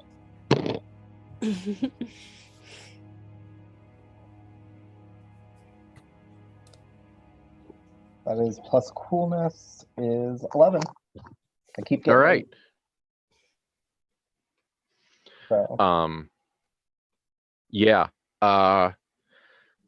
you get a sense. It claimed it's a shard of the Archon. It's probably actually a shard of the Citadel, which makes more sense. However, lots of philosophers have debated where the Archon ends and the Citadel begins. But it's an incomplete, kind of deranged little chunk of something, a sort of kind of maybe Kether. Like it's absolutely something that's just like, subsume your will to mine, subsume your will to mine. Like it doesn't have a goal. All it wants is you to submit. And you put your bloody hand on it, and then you put your metal hand on it. And you say no. You don't cow this fragment of just like urge to submit, because once you're interacting with it for a second, you do realize that it's essentially an unintelligent drive to compel submission. But what's the vibe that you use to resist that? I feel like once he realizes that it's a piece of this desperate urge to have others submit to it, to have that authority, that it's not actually like an actual being, especially if we're going with unexpected outcome, high price, or difficult choice. He's just like, oh, this is just me. I don't need to submit to this because this is just me reflected back at myself. That's okay. There's no need to kneel to myself. Okay, you writing that one down for your therapist? Okay. Yes, you have not subsumed it to your will, nor have you particularly understood all the nuance of what's going on here. But the way of just like, this is just my vibe. Like, this is fine. You have found yourself. This is healthy, yes. You have found yourself in like this zero net energy push and pull with this thing, where you're just like, if all you are is a drive to submit, I am the drive to submit with a plan. And he will basically think at it, there are lessers that are rising against their betters. We should stop them. Okay. Matthew, what happens is a sense of understanding. This throne, or this chunk of citadel that has been vaguely carved to look kind of like a throne, is in place of a destroyed controller. The control rod had a mating piece. The control rod is kind of like the remote control that gives you some functionality. There was a full, like, make my dreams come true kind of interface here that at some point in the uncountable ages since it was created was destroyed. And what happened at some time after the rightful rulers were denied their place is that someone took a chunk of the fallen, the damaged and crumbling citadel of Kether, the Archon of royalty and obedience, and drug it over here in the magical equivalent of a brute force hack.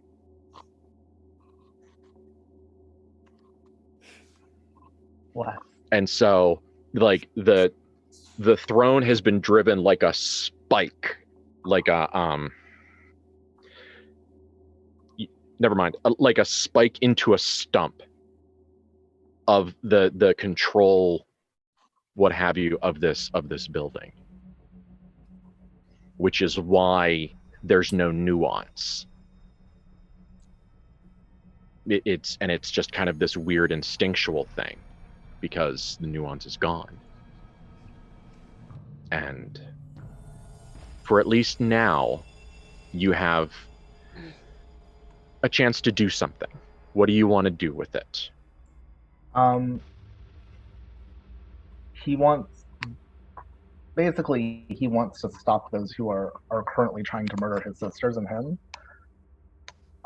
Which is kind of like his thing of like he's trying to basically do something similar to what he did when they had the actual control rod, which was to kind of help control this place that is able to move against these things in some way, shape, or form. I'm not sure if that is possible, if it is possible to use the Citadel itself against the people attacking us, but that's kind of the goal of what he was doing.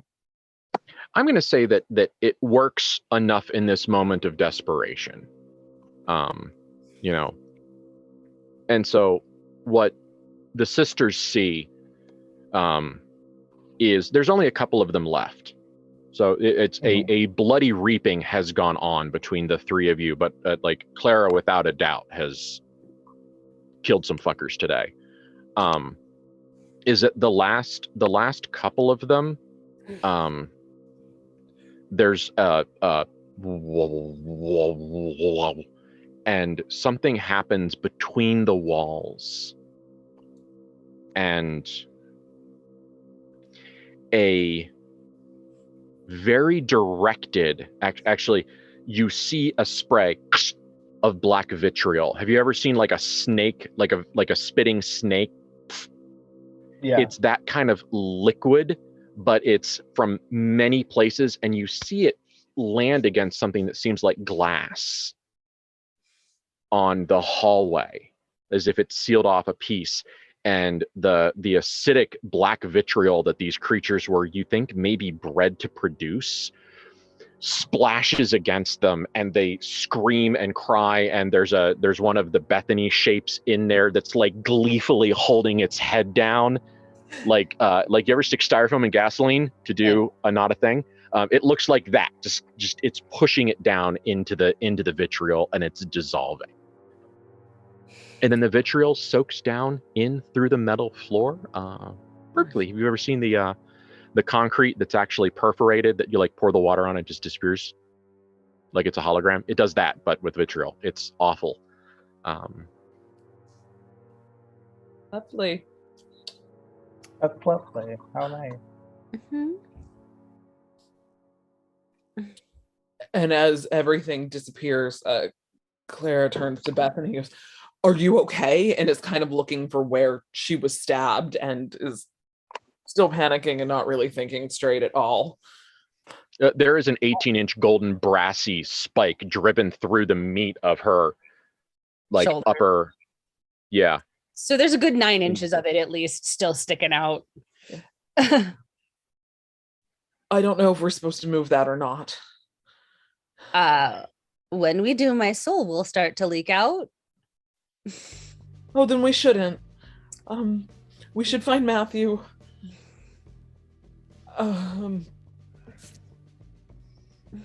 Yeah, Clara has no thoughts. She is still high and panicking, and there's nothing left to kill, and Bethany has a spike out of her shoulder, and Matthew's not an eye shot.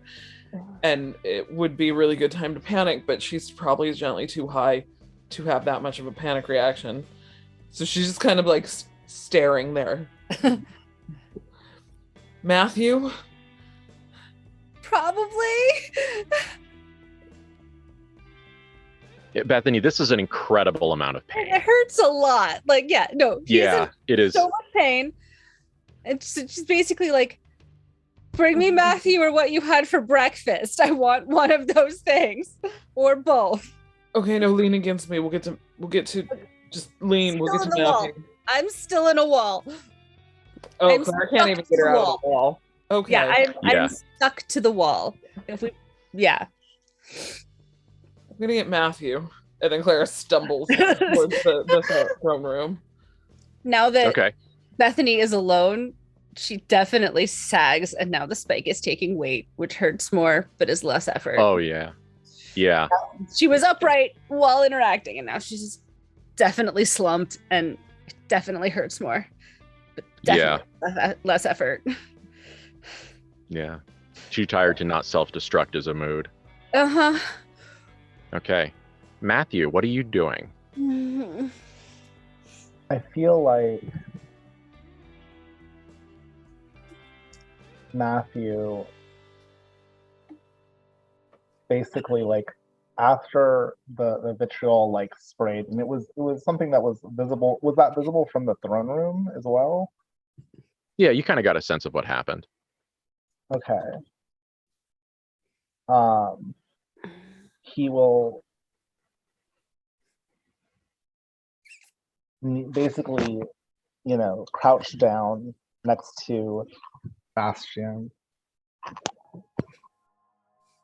and just say, they would be alive if it weren't for you.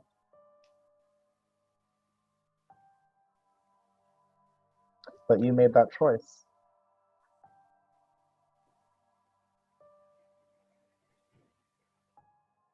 Are you going to keep getting people killed? Or are you going to die?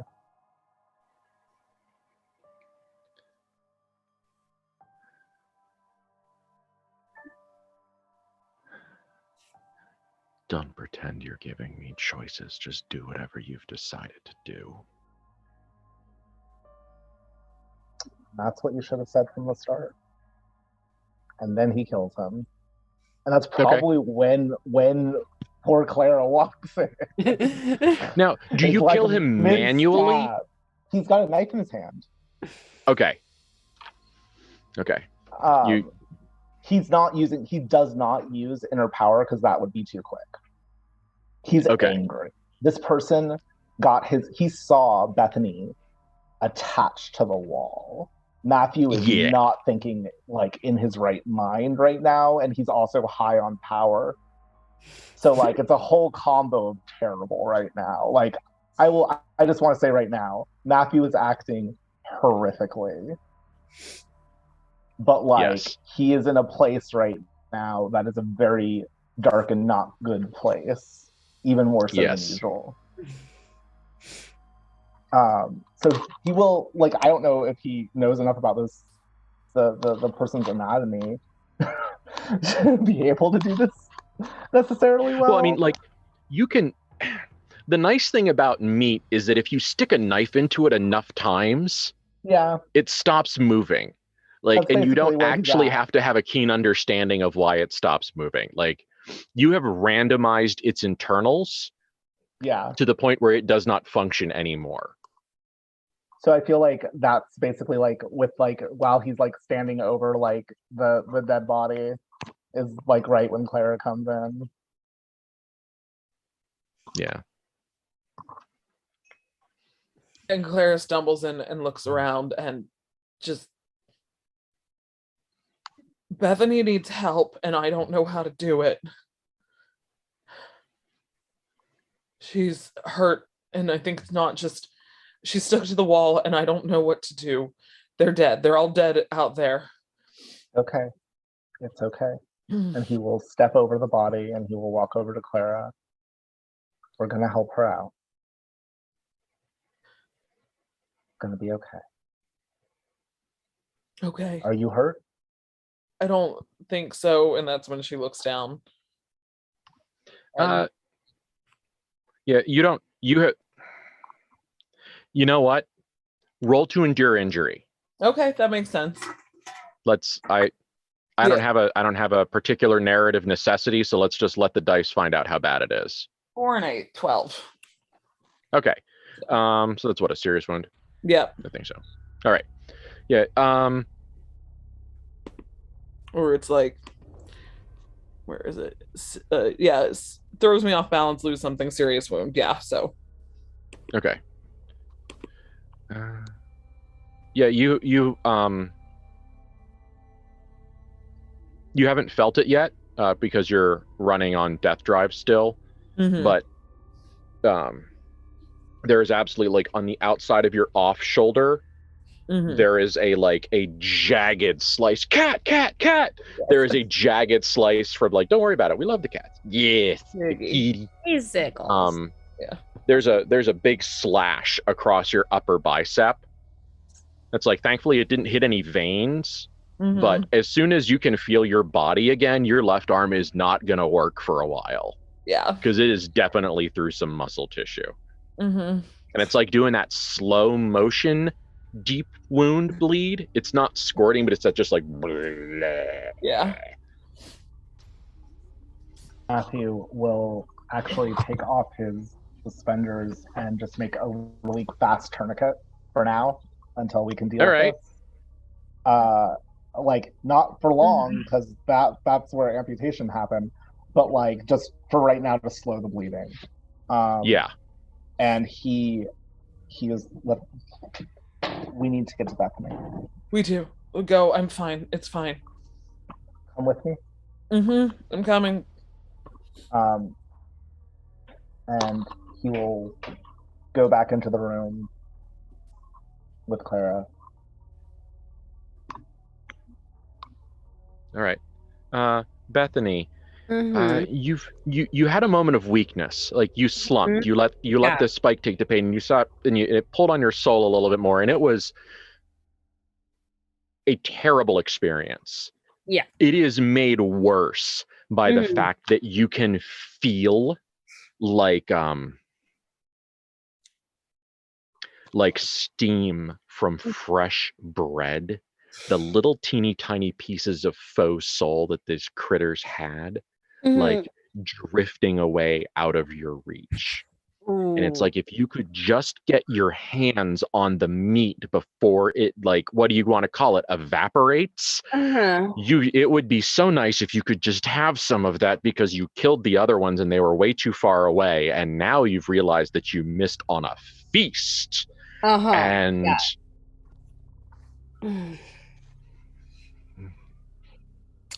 that's it. It's just...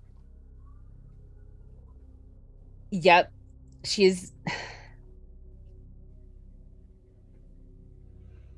starting to involuntarily struggle against the spike to get closer to it, to see if she can get any, because she can feel it pulling the soul out of her body, and she's feeling her own soul hunger that she's been worried about since they landed here. And that she's starting to feel cold and empty, and that the spike is dragging away what little else she has, and she needs to put more back in her body. So by the time that I think Clara and Matthew get to her, she is like 3/4 of an inch away from the wall, that she has shoved herself forward on this, through on the expanding diameter of the stake. Of the spike. Yeah, she has definitely shoved herself forward enough that you can see between her and the wall. And all Bethany is saying is, pack the wound, pack the wound, pack the wound, pack the wound, because that's what David taught you for first aid, is you have to pack the wound. Yeah. Well, Matthew is gonna rush over to try to see if he can force that stake out of the wall. It was driven in there with human level force. Yeah. You could maybe pull it out. He's not trying to pull it out of Bethany. He's trying to pull it out of the wall without pulling it out of Bethany, which is harder. Because he doesn't... Yeah. So we'll see if that's a thing that's even possible. I don't feel like failure at this is interesting. Yeah. Just because you're going to troubleshoot it, and as much as Bethany, do you think there is any threat that you would eat one of your siblings at this point, or at least attempt to, or is that beyond the pale? That's still beyond the pale. Like, okay, that's and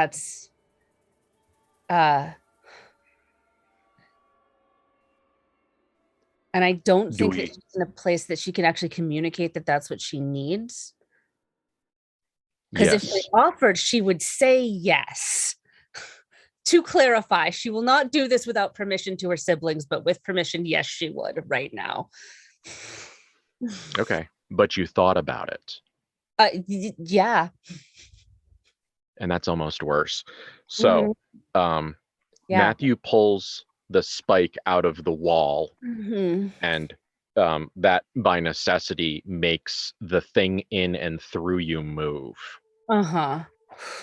And that hurts in a way that having things in and through you can only hurt. Yes. And I presume he starts to pull it all the way out. If she tells him not to, he won't. But like, Well, he doesn't have the first aid to know that you're usually not supposed to do that. Yeah, So that is true.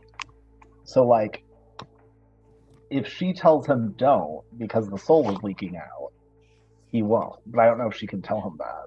I think he's beyond, like in my brain, what had happened is he pulled it out of the wall and it starts to come out of her and she moves with it. And so she sort of stumbled into Matthew's arms as he is holding this spike. Yeah.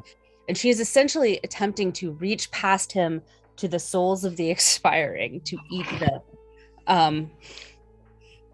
Instead. To Matthew's sensory apparatus, she is just reaching out for the dead bodies. Yeah. I feel like he doesn't understand why she wants the dead bodies. Yeah. But if she's reaching for them, he will help her towards them. He's just like, I have no idea. But like, she does weird magic stuff. Like, I don't. Like, I don't it's know Bethany. why. She's spooky. Like, what the fuck? Yeah.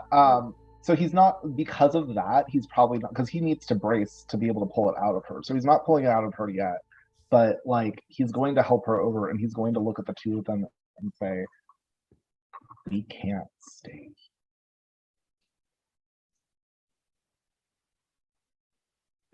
Like, he's looking at how injured both of them are. No, we should go back for a little while.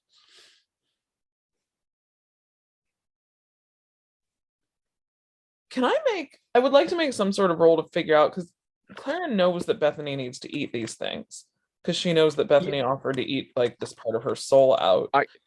I think that some of the I don't think that there's a roll necessary. Okay. I think that you guys have had on this subject, Clara and Bethany have had several very forthright and straightforward conversations. I will also let you know that the spike is, at least physically and spiritually, is able to be removed with no more damage than removing a giant metal spike from your body meats. No, Clara understands at least why she might be reaching for the bodies and tries to scoop one up and goes, can you eat it? Is this going to help? And with her good shoulders kind of like shoving this dead thing at Bethany. She's gonna it is try, but if the soul is gone, it's gone. Well, there wasn't very much to begin with. Yeah. And you do get some shreds. Enough to recover one stability from the several bodies. In terms of texture and satiation and satisfaction and all of those consumptive words, it has both the soul, the psychic mouthfeel and nutritional value of overboiled broccoli and overwatered gruel. Like, there are technically calories in it, but there's nothing there. You know, it's not like eating one of yourselves. No, just gonna look at Clara. It's not enough. We have to get back. You need to figure out how. Bethany would like to pass out very soon. Yeah, please. From the pain. Bethany she made it through this, but like I feel like this would be a good moment to maybe look at fading to black and going to debrief. And I think so. Okay. Yeah. Agreed. There's a shitload of shows coming. All of them are good and fun. So pay attention, and you'll see something else you enjoy. So thank you very much. Have a good night.